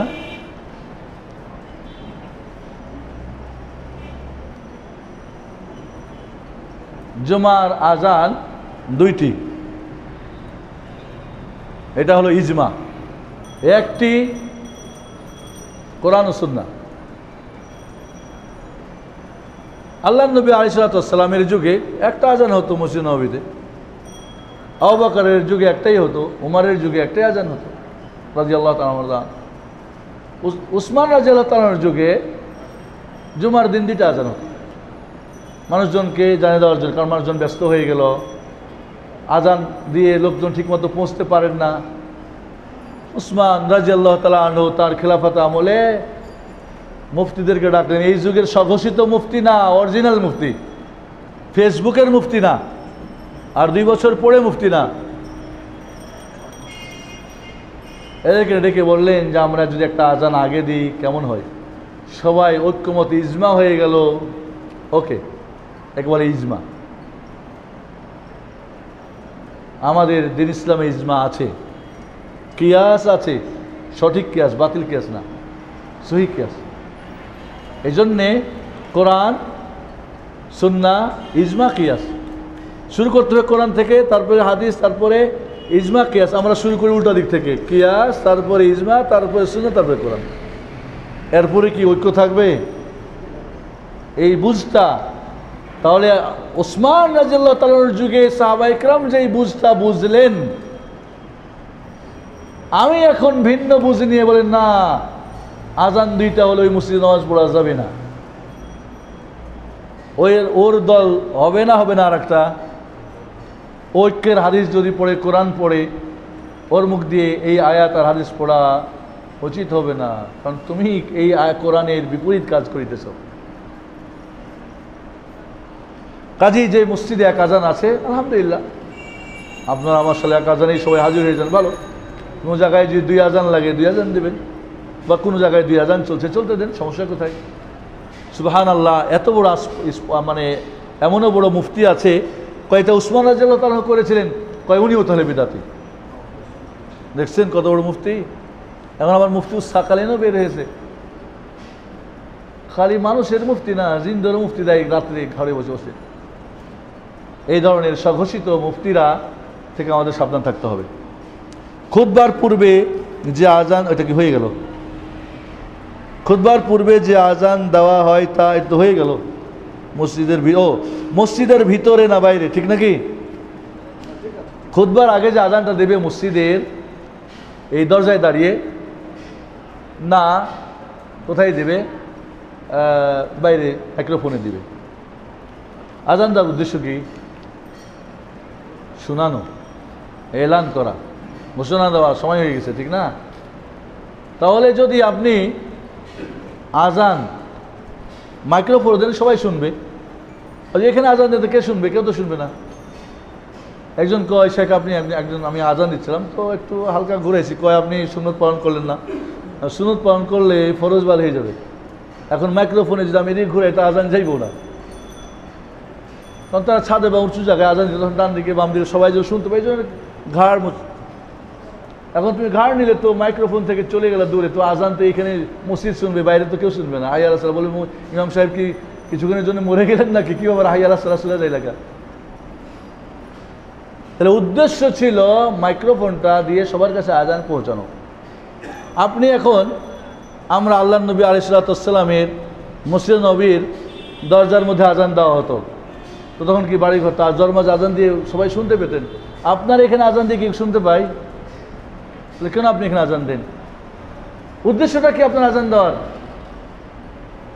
রাসূলুল্লাহ সাল্লাল্লাহু আলাইহি ওয়াসাল্লামের জামানায় যে আজানটা দেওয়া হতো মসজিদে নববীর ইয়েতে দরজায় দাঁড়িয়ে, সব আজানই তো ওখানে দাঁড়িয়ে দেওয়া হতো। এর মানে কি ভাবতেছেন অন্য অন্য আজান উপরে দিতেন আর জুমার দিনের লোকজন সবাই আসবে এখানে ঘরের মধ্যে দিতেন? মানে এই অন্য দিনের আওয়াজটা বড় লাগা দরকার, জুমার দিনের ছোট। আমরা অনেক সময় হাদিস বুঝতে নিজেরাই একটা কিছু বুঝে নিয়ে থাকি, তারপরে বলবো আপনি ওইখানে দিচ্ছেন, দিতে থাকেন, ফেদনা করেন না যে হ্যাঁ কালকে দেয় এখানে দেবো না। আপনি মাইক্রোফোনে আজান দেন, সবাই শুনতে পাবে, প্রথম আজান শুনবে, দ্বিতীয় আজান শুনবে না। আমরা বুঝেছি যে ওইটা ওই বুঝ নিয়েছেন, ঠিক আছে ওইখানে আজান দেন, ঝগড়া করেন না, মসজিদে একটা ভাঙেন না।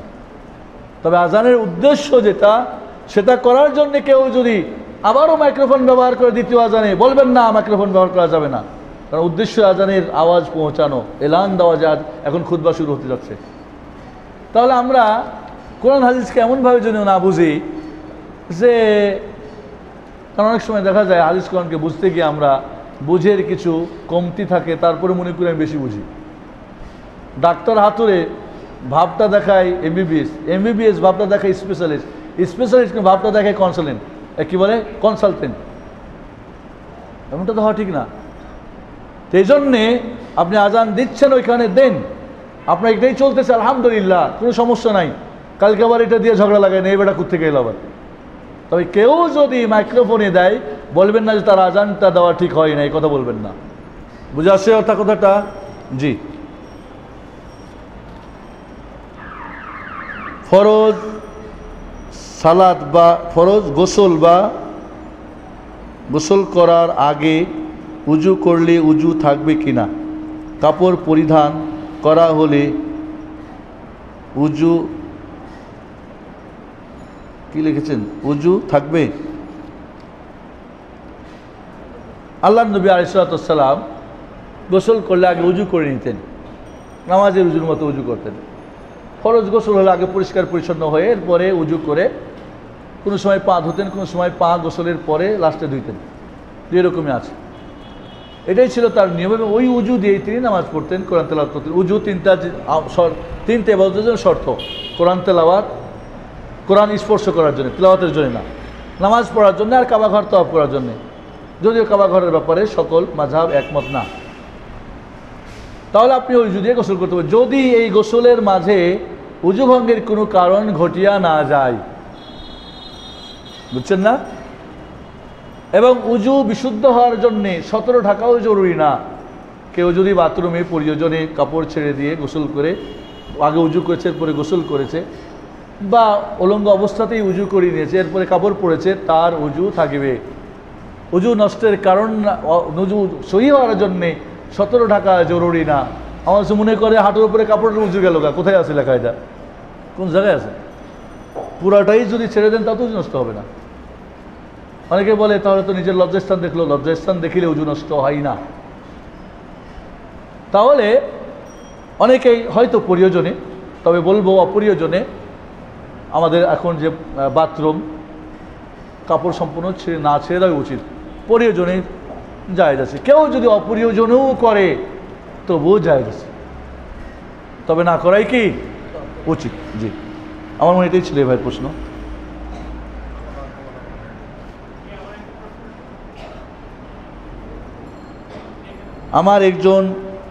এখানে একটা কথা বলবো, একটা ভাই আমাদের একটা শব্দ ইউজ করছে, এই শব্দগুলো ইউজ করবেন না। আমাদের এক মাযহাবী ভাই, এই কথাগুলি আপনার ত্যাগ করবেন। বলো আমাদের একজন ভাই, ওরা ভাই না আমাদের ভাই, একজন বেদাতি, খবরদার বলবেন না এই কথা, শব্দ ব্যবহার করবেন না। প্রশ্ন আমরা শব্দ ব্যবহারের ব্যাপারে আমরা, কারণ এই কথাগুলো আমাদের অনেকের মাঝে অনেক ফিতনা হতে পারে।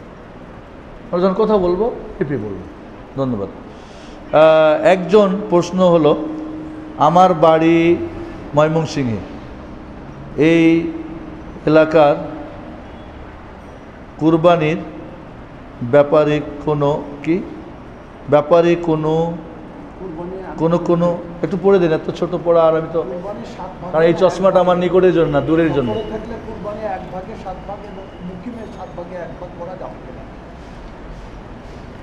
এই ভেজাল এখনো আছে আপনাদের?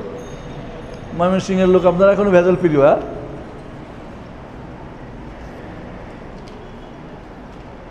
মুসাফির হলে ভাগে কুরবানি চলবে, আর বাড়িতে হলে চলবে না, এই ধরনের কিছু মুফতি আছে।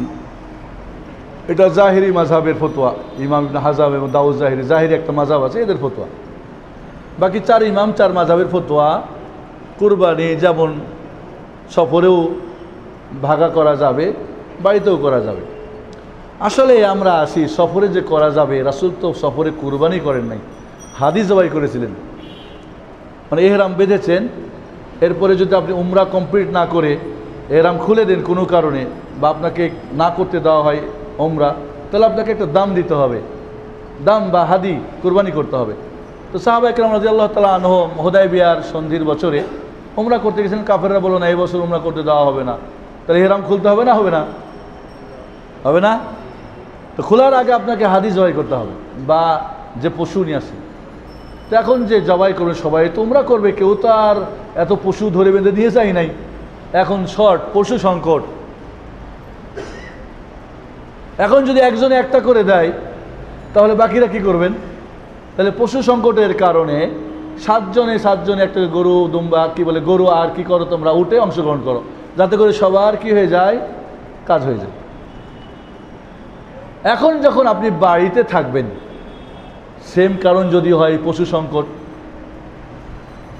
সফরে ছিল এটা হাদির বিষয়, হজ উমরার বিষয়, বাড়িতে আসলেন কুরবানির বিষয় হয়ে গেল। এবার তো হাদি এবং ওটাও এক প্রকার কুরবানি, নুসুক, এটাও কুরবানি, তাহলে ওর ওপরে কিয়াস করে হলো, তাহলে কুরবানি তো চলবে। যদি হাদি দামে যদি কি হয় ভাগ করা যায়, তো কুরবানি তো সেম, তাহলে কুরবানি তো করা যায়। কিয়াসি মাসলা নাম্বার 1, যদি সফরে জায়েজ হয় তো বাড়িতেও জায়েজ। সফরে মনে করে আমরা ছিলাম 7 জন, একটা গরু, কুরবানিকে আমি একাই করবো, আর বাকিরা আপনারা করবেন না? না করবেন, এটাই তো সবাই করবেন, ঠিক না? পশু সংকট ছিল, সবাই মিলে 7 জনে একটা কুরবানি দিলাম। এবার মনে করেন পশু অ্যাভেলেবেল, অর্থ সংকট, 7 জনে 7টা কেনার কোনো উপায় নেই, টাকা নেই, তাহলে সংকট পশুর কারণে জায়েজ হলো। কিয়াস করো আর একটা কি, অর্থ সংকট হলেও জায়েজ হবে। এগুলো সব কিয়াসি মশালা, এগুলো সব কি কিয়াসি মশালা, জায়েজ মশালা। উট হলো সর্বোত্তম কুরবানি, এরপরে গরু, এরপরে দুম্বা, এরপরে ছাগল, এরপরে ভাগা। ওই উল্টা দিক থেকে আমরা চলি, জায়েজ দিয়ে শুরু করলাম। কেউ উপর থেকে আসেন না, জরুরি 500, 400, 300, 200, 100 কোনটা নেবেন? 500, সবাই বলবেন 500, কিন্তু কুরবানিতে এসে না 100, যারা পারে তারাও। এটা জায়েজের মাসালা, কিয়াসি মাসালা। আপনি সুন্নতে যান, উত্তমে যান, 3 ভাইয়ে 3টা দিতে পারবে, তাও একটা দিবে, এটা কেমনে হয়? তা আপনার পশুও সংকট নাই, আপনার অর্থও সংকট নাই। কিয়াসের যে কিয়াস করার জন্যে যে সহি কিয়াসের কিছু শর্ত আছে, মাকিস আলাই ইল্লা হুকুম ইত্যাদি ব্যাপার আছে, এগুলি তো এখানে সেটিং হচ্ছে না, তারপরও করতেছে। এই জন্যে যদি পশু সংকট হয় তবু কিয়াস করা যাবে, অর্থ সংকট হয় তবু কিয়াসি মাসালা আপনি জায়েজ আছে, তবে সুন্নতে আমল করার চেষ্টা করুন ইনশাআল্লাহ। ইসলামী ব্যাংকে চাকরি করা যাবে কিনা? ইসলামী ব্যাংকের ভাইয়েরা বলেন আমরা ইসলামী নিয়মে আমরা ব্যাংক চালাই, আমরা এটাই জানি। বাকি ভিতরে যদি কিছু গণ্ডগোল থাকে তো সেটা যাচাই বাছাই করে দেখবেন। বাহ্যিকভাবে বা যতটুকু আমি জানি, সব ব্যাংক জানি না, কিছু কিছু ব্যাংকের জানি, সেখানে চাকরি করা যাবে ইনশাআল্লাহ। তারপরে যদি প্রকাশ তারপরেও যদি প্রমাণিত হয় যে না সুদ কারবারির সঙ্গে, তাহলে আপনি সেখানে চাকরি রেখে অন্য জায়গায় চাকরি তালাশ করে অন্য জায়গায় পাইলে তারপর এটা ছাড়বেন, না হলে না খেয়ে মরে আপনি দেখা যাবে যে পরে আপনি পুরাটা ইসলাম ত্যাগ করবেন, সুদ ছাড়তে গিয়ে পুরো ইসলামই ত্যাগ করবেন। জি,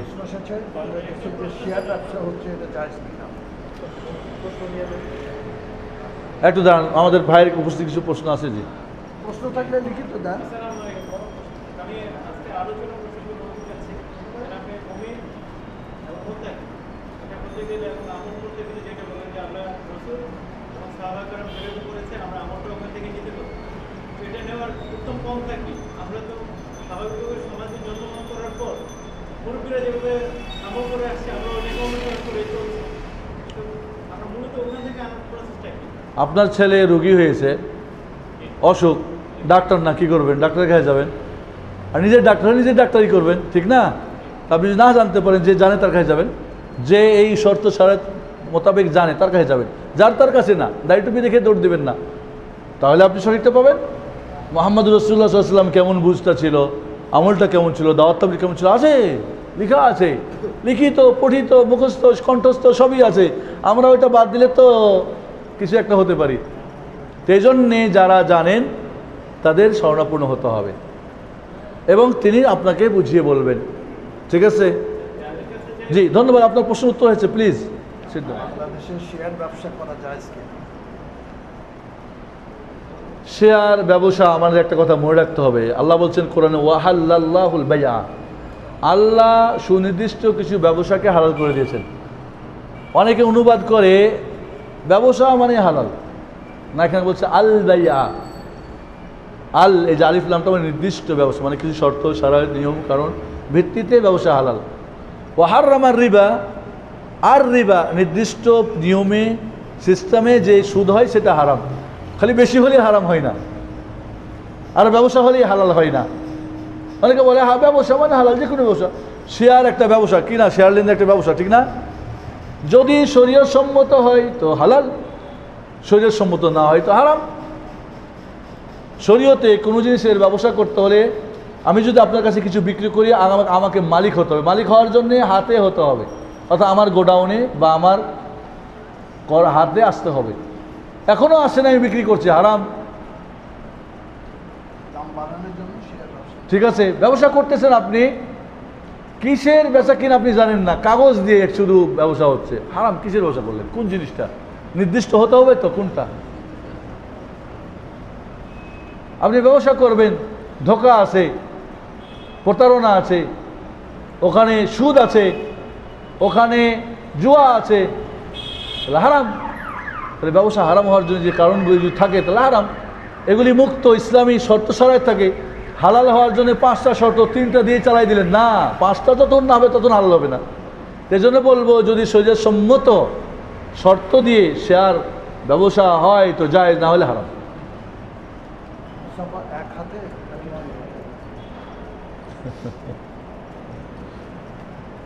মুসাফা এক হাত হবে না 2 হাতে? এগুলি তো বহুত আগের মাসালা, এখন তো পুরাতন হয়ে গেছে এগুলি, আলহামদুলিল্লাহ।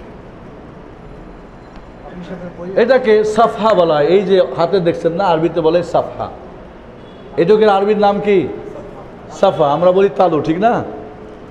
তো এক সাফা আর এক সাফাতে লাগানো হয় মুসাফা। যদি একটা আরেকটার সঙ্গে লাগাই বলা হয় কি? মুসাফা।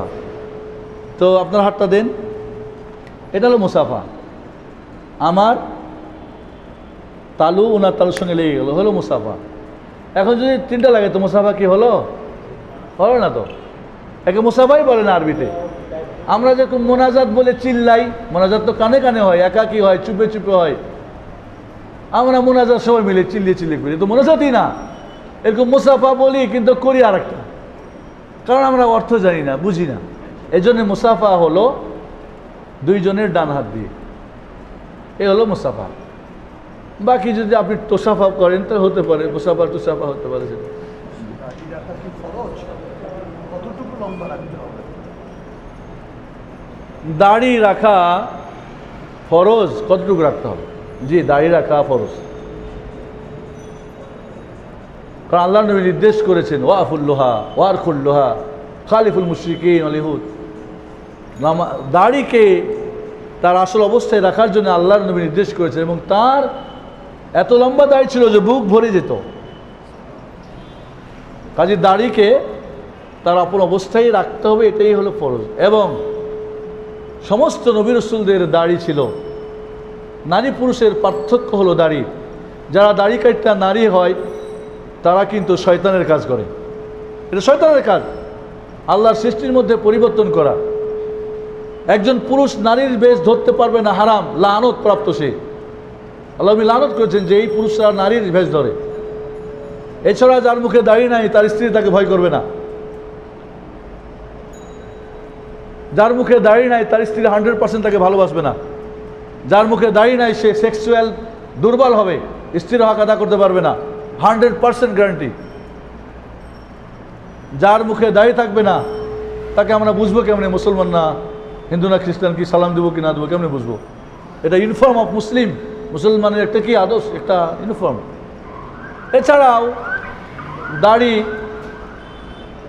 আপনি যখন কাটবেন তো খুর কি বলে ব্লেড আর ক্রিম আর ইত্যাদি ব্যবহার করতে যে পয়সাটা খরচ করবে সেটা শয়তানের খরচ। অপচয়, অপচয় না? অপচয় করা হারাম না? শয়তানের কাজ না? ইত্যাদি কারণে দাড়ি রাখা ফরজ। যারা রেখে দিয়েছেন কাটেন, আর একটু বাড়ান। যারা একবারে রাখেন নাই চেষ্টা করেন, ইনশাল্লাহ ট্রাই করেন। যারা রেখেছেন পুরোটা রাখেন। কাজী আল্লাহর নবী ডান থেকে মানে পার্শ্ব থেকে লম্বাই থেকে কিছু কাটতেন। এই হাদিসটা মুনকার হাদিস। এই হাদিসটা কি মুনকার হাদিস। আর আব্দুল্লাহ ইবনে উমর সাহাবী উমরা এবং হজে গিয়ে এক মুষ্টির উপরে কাটতেন। ঠিক আছে, এটা আব্দুল্লাহ ইবনে উমরের আমল। আব্দুল্লাহ ইবনে উমরের আমল যদি রাদিয়াল্লাহু আনহু রাসূলের আমলের বিপরীত হয়, কোনটা নেবেন? রাসূলেরটা না সাহাবীরটা? আর আপনি কি প্রতি সপ্তাহে হজ করেন আর উমরা করেন যে কাটেন না ছোট করেন? উনি তো যখন হজে উমরাতে যেতেন ওইটা নিয়ে আমরা সারা জিন্দেগির মাসলাক বানাই নিলাম, এটা আমাকে মাযহাব, এটা আমাকে হুজুরের ফতোয়া। কোরআন শিক্ষার জন্য সোর্স কি? আমরা কোন সোর্সে কোরআনের আরবিতে শিখতে পারি?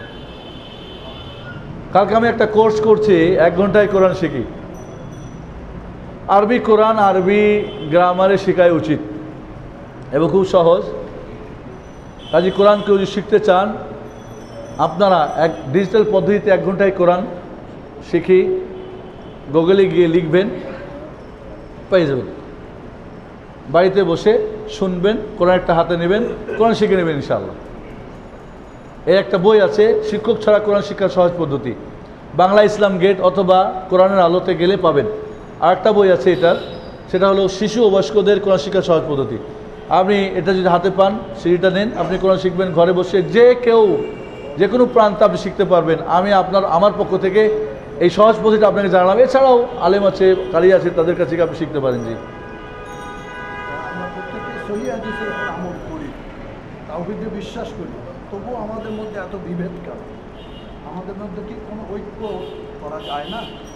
জি, আমরা কোরআন হাদিস মানি, তাওহীদ মানি, তারপর অনৈক্য মানে আপনাদের গণ্ডগোল আছে। মুখের দাবি, কাজের দাবি নাই। মুখের দাবি আছে, কাজে 100% নেই। যতটুকু আছে অতটুকু ঐক্য আছেন, যতটুকু নেই অতটুকু অনৈক্য হয়েছে। কাজে পূর্ণাঙ্গ করেন, ইনশাল্লাহ পূর্ণাঙ্গ হয়ে যাবে ইনশাল্লাহ। এটাই তার সমাধান। জি, ধন্যবাদ। আমরা কোরআন সুন্নাহ মানি, কিন্তু মসজিদে মিলিত হই। কিন্তু আমি যখন আকীদা পরিবর্তন করি তখন থেকে আমার মনে হয় আমি তো দলাদলি করছি। আমার এই আপনার কি ঠিক? ঠিক অর্থাৎ উনি বলতে চাচ্ছেন যে উনি মাঝহাবি ছিলেন, আহলাদিস হয়েছেন, এখন এটা নিয়ে ওনার দ্বন্দ্ব হচ্ছে মনে হয়। জামাত-ই জিন্দেগি মানে ঐক্য হওয়ার যে বিষয়টা, সেটা হলো হকের সাথে থাকা, কোনো বড় দলের সাথে থাকা না। ঠিক আছে, ও হক কোরআন সুন্নাহর সাথে থাকাই হলো আপনি কিসে আছেন, ঐক্যে আছেন। কোরআন সুন্নাহর বাইরে চলে যাওয়া মানেই হচ্ছে আপনি অনৈক্যতে আছেন। এই জন্য আব্দুল্লাহ ইবনে মাসউদ রাদিয়াল্লাহু তাআলা নবী যে বললেন 73 দলের 72 দল জাহান্নামে যাবে, এক দল জান্নাতে যাবে। সাহাবায়েরা জিজ্ঞেস করেন কে ওই দলটা? রাদিয়াল্লাহু আনহু বলেন আল জামাআহ। আল এখন আল জামাত নাম দিয়ে দিলেই কিন্তু হবে না। আল জামার অর্থ কি? অন্য আলসে ব্যাখ্যা আছে। মিসলু মা আনা আলাইহিল ইয়াউমা আসহাবি, আমি এবং আমার সাহাবায়ে কেরাম যে আদর্শের উপর আছি, এইটা ওই জামাত। বাকি একটা দল বানা আল জামাত, আল জামাত, জামাত জামাত জামাত অমুক জামাত, আর ওইটা না, ওইটার কথা বলা হয় নাই। এই জন্য জাইলুল কাদার সাহেব আব্দুল্লাহ ইবনে আব্বাসকে, আব্দুল্লাহ ইবনে মাসউদকে জিজ্ঞেস করা হলো আল জামা মানে কি? বললেন আল জামাআতু মা ওয়াফাকাল হক ওয়ালাউ কুনতা ওয়াহদাক। তুমি একজনও যদি হও আর সত্যের সঙ্গে তুমি থাকো, তুমি হলে জামাত, আর বাইরের সবাই হলো জামাত বহির্ভূত। তাই জামাতে থাকা মানে কোরআন সুন্নাহর সঙ্গে, হকের সঙ্গে থাকা, বড় দল এর সঙ্গে থাকা নয়। একজনও যদি হন আপনি জামাত। বেদাতের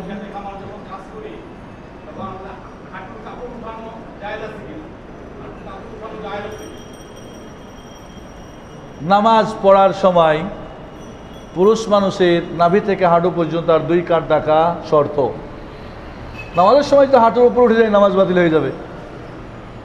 বাকি নামাজের বাইরে যদি হন, ঠিক আছে, কাজের জন্যে আপনার বিশেষ স্থানে নিজস্ব লোকজনের সামনে আপনি উঠাতে পারেন, জায়েজ আছে, জায়েজ আছে, প্রয়োজনে আপনি উঠান, জায়েজ আছে। বাকি সবার সামনে আপনি এখন লিংটি মেরে ঘুরে বেড়াবেন, সেটা না, এটা মরুয়াতের খেলাফ বলে। তাহলে মানুষের আওরাত 2 প্রকার, একটা গালিজা, একটা খাফিফা। গালিজা মানে সামনে এবং পিছনে যে অংশটা কেউ প্রকাশ করা পছন্দ করে না বা করতে চায় না, এটা হলো গালিজা। সর্বাবস্থায় ঢাকতে, বিশেষ অবস্থা ছাড়া এবং স্বামী স্ত্রী অবস্থা ছাড়া। বাকি যেটা নাভি থেকে হাঁটু বা উরু থেকে হাঁটু, এটাকে বলে খাফিফা, মানে হালকা আওরত বা সতর। এটা প্রয়োজনে আপনি খুলতে পারেন, তবে অপ্রয়োজনে খুলবেন না। খাস মানুষের সামনে, বিশেষ বন্ধুবান্ধবের সামনে, যারা আপনাকে এটাকে কিছু মনে করবে না, বাকি আপনি এটাই করবেন না। আল্লাহ নবী আলাইহিস সালাম করেছেন, সেটা সাব্যস্ত আছে। জি, বেদাতের বিরুদ্ধে কাউকে সতর্ক করতে গেলে বলে ফিতনা হবে, আর আল্লাহ বলেছেন ফিতনা হত্যার চেয়ে জঘন্য। এই অবস্থা আমরা কি করব? আল্লাহ রাব্বুল আলামিন বলছেন ফালইয়াহযারিল্লাযীনা ইউখালিফুনা আন আমরি আন তুসিবাহুম ফিতনা আও আযাবুন আলীম। বিদআতটা একটা ফিতনা, বিদআতটা একটা ফিতনা। তাহলে বিদআতকে দূর করতে গিয়ে আপনি কোনো ফিতনার আশ্রয় নেবেন না। আমরা অনেক সময় করি কি জানেন, হকটা বলতে গিয়ে বাতিল তরিকা অবলম্বন করি, আর বাতিলরা বাতিল প্রচার করতে গিয়ে হক তরিকা অবলম্বন করে, যাতে করে ওদের বাতিলটা প্রচার হয়ে যায়। আর আমরা হকটা প্রচার করতে গিয়ে তরিকাটা বাতিল নিই, পদ্ধতিটা কারণ আমাদের হকটা আর প্রচার হয় না। আমাদের হকটাকে হকের নিয়মে দিতে হবে। তাহলে বিদআতটাই একটা ফিতনা। অতএব এই ফিতনা মেটানোর জন্যে আপনাকে সঠিক পদ্ধতি অবলম্বন করতে হবে। আর একটা ফিতনা আশ্রয় নেবেন না। ঝগড়া ফসল লাগাই একটা ফিতনা না, ঠিক না? হানাহানি করলেন, মসজিদ ভেঙে দিলেন, গালাগালি করলেন, হই হাল্লা করলেন, কেস খাবার করলেন, সেটা ফিতনা হয়ে গেল। তাহলে আপনি বলবেন, আপনার দায়িত্ব হলো বুঝিয়ে বলা। বাকি যিনি নেবেন কি নেবেন না, ডাক্তারের দায়িত্ব হলো রোগীর প্রেসক্রিপশন করে দেওয়া। রোগী যদি না খায়, ডাক্তার কি হায়াতাস করে মারা যাবে না নিজে সুইসাইড করবে? না, আবারও বলো ভাই তুমি ওষুধ খাও। সুন্দর করে বুঝিয়ে, আদর করে, যত্ন করে, ভালোবেসে তাকে বোঝাবার চেষ্টা করবেন। জি, জুমার দিনে হজ হলে বিশেষ কোনো সওয়াব আছে কি? হজ্জে আকবার বা ইয়াউম হজ্জে আকবার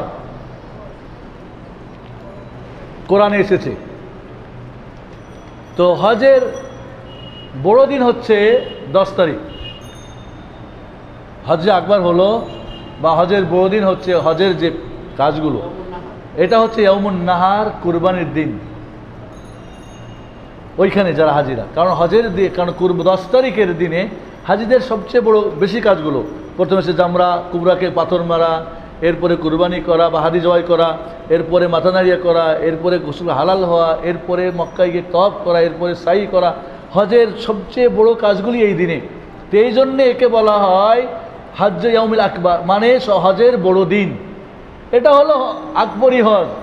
আমরা মনে করি জুমার দিনে হলে আকবরী হজ, এটা কথাটা ঠিক না। জি, আসরের নামাজ ঠিক মতো পড়তে পারিনি, সূর্যাস্তের সময় আসরের নামাজ আদায় করা যাবে কিনা? যদি আপনি সূর্য ডুবতে যাচ্ছে, আপনি দেখছেন 1 রাকাত নামাজ পড়ে নিতে পারবেন। এখন যে টাইম আছে 1 রাকাত সূর্য ডুবার আগে হবে, বাকি 3 রাকাত সূর্য ডুবার পরে হবে, শুরু করে দিবেন। মান আদরাকা রাকাতান ফাকাদ আদরাকাস সালাহ, 1 রাকাত পেলে সে নামাজ, আপনার নামাজটা হবে আদায়, কাজার হবে না। বাকি সূর্য শুরু হয়েছে তো, তাহলে আপনি দাঁড়ান, সূর্য ডুবা শেষ হলে এরপর আপনি নামাজ আসর পড়বেন। তবে কেন আপনার এটা হয়েছে, যদি কোনো কারণে হয় আলহামদুলিল্লাহ, বাকি না আপনিই কারণ বানিয়েছেন বা ঘুমিয়েছিলেন গল্প করে, এমন যেন না হয়। এবং আসরের নামাজ অত্যন্ত গুরুত্বপূর্ণ নামাজ, হাফিজ আলাস সালাওয়াত ওয়াস সালাতুল মুস্তা কুমু লিল্লাহি কানিতিন। এজন্যে মান ফাতাতু সালাতুল আসর ফাকাদ উতিরা আহলুহু ওয়া মালুহু, আসরের নামাজ যার ছুটে যায় তার যেন ধন সম্পদ, টাকা পয়সা, পরিবার সব যেন ধ্বংস হয়ে যায়। আমাদের দেশের অধিকাংশ মসজিদে ফজর এবং আসরের ওয়াক্তে অনেক দেরিতে পড়ে। আমি কি একা একাই আউয়াল ওয়াক্তে পড়ে দেবো, না তাদের জন্য জামাতের অপেক্ষা করব? ফজরে এবং আসরে ফেরেশতাদের শিফট চেঞ্জ হয়, দিনেরা আসে রাত্রেরা যায়, রাত্রেরা আসে দিনেরা যায়। আল্লাহ জিজ্ঞেস করেন কেমন পাইছো, মানে বলে নামাজে গিয়ে পাইছি, নামাজেই ছেড়ে আসছি। আওয়াল টাইমে যদি হয় তাহলে এটা হবে, বাকি আওয়াল টাইমে যদি না হয়, কারণ শিফট চেঞ্জ তো হবে, টাইম শেষ হলেই তো, এটা পাবেন না আপনি। এই জন্য আওয়াল টাইমে নামাজ পড়া উত্তম। কেউ যদি মধ্য টাইমে শেষ টাইমে নামাজ পড়ে যায় যাচ্ছে, কোনো সমস্যা নাই। এই জন্যে যদি এমন হয় আপনি পড়তে চান, একাকি পড়ে নেন, আবার জামাতে এসে পড়বেন, তাই ফেতনা যেন না হয়। এটা নিয়ে হই চই, আপনি আবার দেমাগ দেখাবেন, আরে তোর তো ঠিক না, এরকম না। আপনি একাকি পড়েন, আবার পড়েন জামাত এসে, জামাতের সব থেকে জামাত পড়বেন, একাকি পড়বেন চলবে না, বাকি একাকি না পড়ে জামাত পড়বেন যথেষ্ট। কিন্তু কেউ যদি এ কারণে একাকি পড়তে চায়, ফেতনা যদি না হয়, তাহলে পড়ে আবার জামাত এসে পড়বেন। বাকি একাকি পড়ে নেবেন, জামাত আসবেন না, চলবে না। এর চেয়ে উত্তম জামাতে এসেই পড়া, যদিও দেরি করে পড়েন। বুঝে আসছে কথাটা? আলহামদুলিল্লাহ। জি, আরাফার দিন রোজা রাখা, অর্থাৎ এবার আরাফার 2 দিন পরে এখানে ঈদ হয়েছে, এটা কি সঠিক হয়েছে? আরাফাত কোথায়? বর্তমান সৌদি আরবে। আরাফাতের গুরুত্ব তাৎপর্য এই জন্যেই যে এখানে হাজিরা অবস্থান করেন, সারাদিন দোয়া কালাম করেন এবং আল্লাহ এই দিন সবচেয়ে অধিক সংখ্যক মানুষকে ক্ষমা করেন। আর এই জন্যে এই দিনে রোজা রাখলে 1 বছর আগে 1 বছরের পুরো গুনাহ মাফ হয়, ঠিক না ভাই? ঠিক। এখন বিয়ে হবে, মনে করেন 10টার সময় বিয়ে পড়ানো হবে, বর সাহেব যদি রাত 12টায় যায় তো বিয়ে হবে? মজলিস ভেঙে গেছে, কয় বর আসে নাই, বিয়ে হবে না, অন্যের সঙ্গে বিয়ে পড়াই দেওয়া হয়েছে। তাহলে তো আপনি বউ পেলেন না, ঘরে পেলেন নাকি? আরেকজন পেয়ে নিয়েছে। তো আরাফাত যেই দিন, সেই দিনই তো আপনাকে রোজা করতে হবে। একসময় আমরা জানতাম না, দেশের হিসাব করে আরাফাতের একদিন 9 তারিখ রোজা রাখতাম। এখন স্যাটেলাইটের যুগে আমরা জানতেছি, ঠিক না? কাজে আপনি সেই আরাফাত যদি সৌদি সরকার ভুলও করে একদিন আগে পরে করে, সেই দিনই করতে হবে। কারণ আরাফাত ওইখানের সঙ্গে সম্পর্ক, আপনার দেশের সঙ্গে সম্পর্ক না। কাজে ওই দিনেই, যেদিন আরাফাত হচ্ছে যদি আপনি জানতে পারেন, সেই দিনই রোজা রাখবেন। এবং একটাই রোজা, 2টা না, অনেকে বলে 2টা না, একটা রোজা। বাকি 1 তারিখ থেকে জিলহজের 9 তারিখ পর্যন্ত আপনি কন্টিনিউ রোজা রাখতে পারেন। জি। রাসূলুল্লাহ সাল্লাল্লাহু আলাইহি ওয়াসাল্লাম ইন্তেকালের পর খেলাফত কিভাবে নির্বাচিত হয়? অনেক বড় প্রশ্ন, পরে যোগাযোগ করিয়েন, মোবাইলের পয়সা একটু খরচ করেন, তারপর উত্তর দেব। প্রশ্ন যেমন বড় করেছেন, একটু কষ্ট করতে হবে। জি। বাংলা ভাষায় সহিহ কোরআনের তরজমা ও তাফসীর গ্রন্থের নাম জানতে চাই। আমি সুন্নত নামাজ পড়েছি, এই অবস্থায় একামত হলে কি করব? পড়েছি না পড়তেছি? এই যে এখানে আপনারা দেখছেন আহসানুল বায়ান, বাংলা ভাষাতে আমি বলবো এটা সবচেয়ে ভালো হবে ইনশাল্লাহ, আপনারা রাখবেন। বাকি প্রফেসর মুজিবুর রহমান সাহেবের আছেন, এটা তর্জমা তফসির কম আছে, বা আরও কিছু ভাইয়েরা করেছেন, এগুলো আপনি করতে পারেন। বাকি আরবিতে যদি হয় তাহলে তো অনেক তফসির আছে, তফসির ইবনে কাসির আছে, তফসির তাবারি আছে, তফসির কুরতুবী আছে, এগুলি বিভিন্ন তফসির আছে। সুন্নত নামাজ শুরু করেছেন, যদি শেষ রাকাতের রুকু হয়ে যায়, শেষ রাকাতের রুকু হয়ে গেছে, উঠে গেছেন, একামাত হচ্ছে, আপনি তাহলে 2টা সেজদা করে আত্তাহিয়াত দুরূদ শুরু করে সালাম ফিরে দেন। দোয়া মাসুরা এত কিছু পড়ার দরকার নেই, মানে আপনাকে জামাত ধরতে হবে। কারণ নবী বলছেন ইযা উকিমাতিস সালাহ ফালা সালাতা ইল্লাল মাকতুবা, একামাত হয়ে গেলে ফরজ নামাজ ছাড়া অন্য নামাজ পড়া যাবে না। তো যেহেতু রুকু হয়ে গেলে রাকাত হয়ে যায়, কাজে আপনার রাকাতটা হয়ে গেছে অলরেডি, বাকিটা পূরণ করেন। বাকি আপনি আগেই আছেন, প্রথম রাকাতে বা এখনও দেরি, তাহলে ভেঙে দেন নামাজটা, ভেঙে দিয়ে আপনি নামাজে শরিক হয়ে যান, এরপরে আপনি সেটা পরে পড়তে চাইলে পড়তে পারবেন। জি, নামাজের খুতবা কয়টা এবং তাকবীর কয়টা?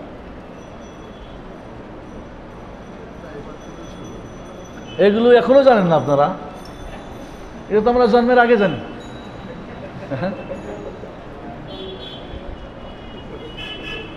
এগুলি প্রশ্ন জানি না আপনারা কেন করতেছেন। কোনো উদ্দেশ্য যদি কেউ নিয়ে প্রশ্ন করেন, আমি সাবধান করে দিতে চাই যে না জানা থাকলে প্রশ্ন করবেন, কাউকে হিট করার জন্যে, বা দেখি হুজুর পরীক্ষা করি কে কোনটা কয়, এরপরে কমু হে বেটা এটা কয় হে বেটা কয় আমি কোনোটাই নেই যাইলাম, এমনটাও যেন উদ্দেশ্য না হয়। সত্যি জানার এবং আমল করার। বাকি এই প্রশ্নগুলি তো কিছু ফিতনার সঙ্গে জড়িত, কাজে এখানে প্রশ্ন আমার জানার জন্য করব। ঈদের তকবীর, ঈদের খুতবা কয়টি? আল্লাহর নবী ঈদের খুতবা দিয়েছেন কয়টা? দিয়েছেন নাই? আল্লাহর নবী ঈদের খুতবা দিয়েছেন, এটা আছে। কয়টা দিয়েছেন? নাই। যেমন জুমার খুতবা 2টা আছে, দিয়েছেন এবং 2টা দিয়েছেন।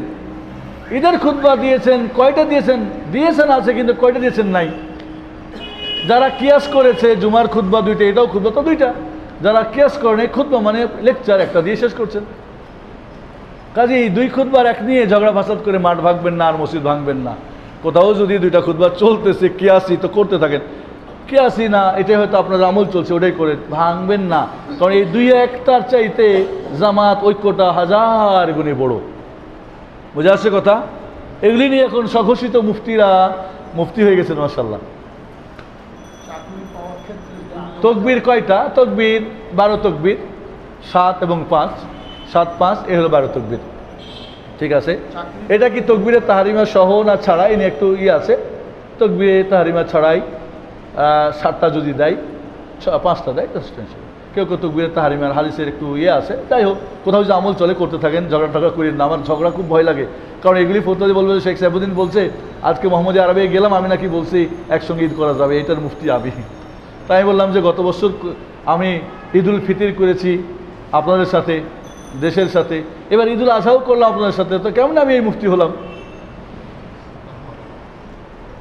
জি, বাকি 6 তকবীর, এখানে একটা মাসালা, 6 তকবীরের যে হাদিসগুলো, কেউ যদি 6 তকবীরের নামাজে নামাজ পড়ে তার নামাজ হয়ে যাবে, একটা কথা মনে রাখেন। যেখানে আপনি নামাজ পড়েন 6 তকবীর পড়েন, হয়ে যাবে। কোনো কোনো মুহাদ্দিসিনরা 6 তকবীরের হাদিসকেও সহি বলেছেন। 12 তকবীরের হাদিসগুলি বেশি এবং শক্তিশালী। তার চেয়েই তো 6 তকবীরের হাদিসগুলি একেবারে উড়িয়ে দেওয়া, আমরা যেটা একটা করি উড়িয়েই দেয়, এই কাজগুলি আমরা করব না, কারণ আমরা মনে করি এটাই বাকি সব। এই ধরনের জন্য জি, সেই জন্যে আমরা এই জিনিসগুলি নিয়ে ঝগড়া ফাসার জন্য লিপ্ত না হই। কারণ তকবীরটা তো সুন্নত নামাজের।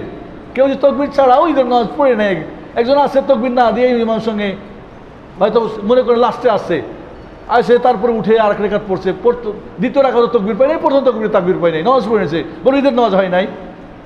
হয়েছে, কিন্তু তার উচিত ছিল দ্বিতীয় রাকাতটাকে প্রথম রাকাত বানিয়ে নেওয়া, অর্থাৎ 7টা তকবীর মারে দিয়ে তারপরে ইমামের সঙ্গে প্রথম রাকাত হয়ে গেল। এরপরে দ্বিতীয় রাকাত যখন কাজা করবে 5টা দিয়ে, জানে না পড়ে গেছে, বলে নামাজ হয়নি বেটার, নামাজ হয়ে গেছে। আমরা অনেক সময় সুন্নতগুলিকে একেবারে কঠিন করে নিই। জি, চাকরির ক্ষেত্রে ঘুষ দেওয়া যায়, চাকরি পাওয়ার। আজকের মতো এখানে আমি সমাপ্ত করতে চাচ্ছি। আমি ক্লান্ত হয়েছে না, ক্লান্ত না, কিন্তু আমি মনে করছি আল্লাহ নবী আলাইহিস সালাম বেশি প্রশ্ন করা পছন্দ করতেন না। 8:30টায় নামাজ, তো 8টায় নামাজ, আরেকটু চালালে একসঙ্গে না, ইনশাআল্লাহ উজু টুজু করতে দেন, একটু আরাম করতে দেন। শেখ ইব্রাহিম কিছু বলুন, সংক্ষেপে কথা জবাব দিলে একটু ভালো। উনি আলোচনা করুন। আমি মনে করেন এত প্রশ্ন উত্তর দেওয়া আমি মনে করছি না। আল্লাহ নবী বেশি প্রশ্ন করা অপছন্দ করতেন, জানি না এই পছন্দের মধ্যে পড়ি কিনা। জি, ঠিক আছে। তো জি, এখানে আমরা পরিশেষে বলবো আল্লাহ রাব্বুল আলামিন আমাদেরকে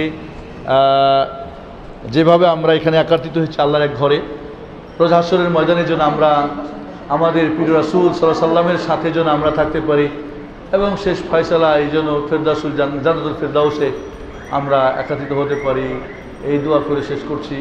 আসুন আমরা ইসলামকে সঠিকভাবে বুঝি, আমল করি, অন্যকে বোঝানোর চেষ্টা করি। ফিতনা করবেন না, জামাত ভাগবেন না, দল করবেন না। আল্লাহর নবী আলাইহিস সালাম আবু তলেবের বাড়ি ছেড়ে কি চলে গেছিলেন? না, শেষ মুহূর্ত পর্যন্ত আবু তালেবের ঘরেই ছিলেন। কি করে তাকে মুসলিম বানা যায়? আমরা কি করে কাফের বানা যায়? ওনার ছিল কি মুসলিম বানা, জান্নাতি বানা, আমরা জাহান্নামী বানা, কাফের বানার এই দাওয়াত করবেন না কখনোই। ঠিক আছে?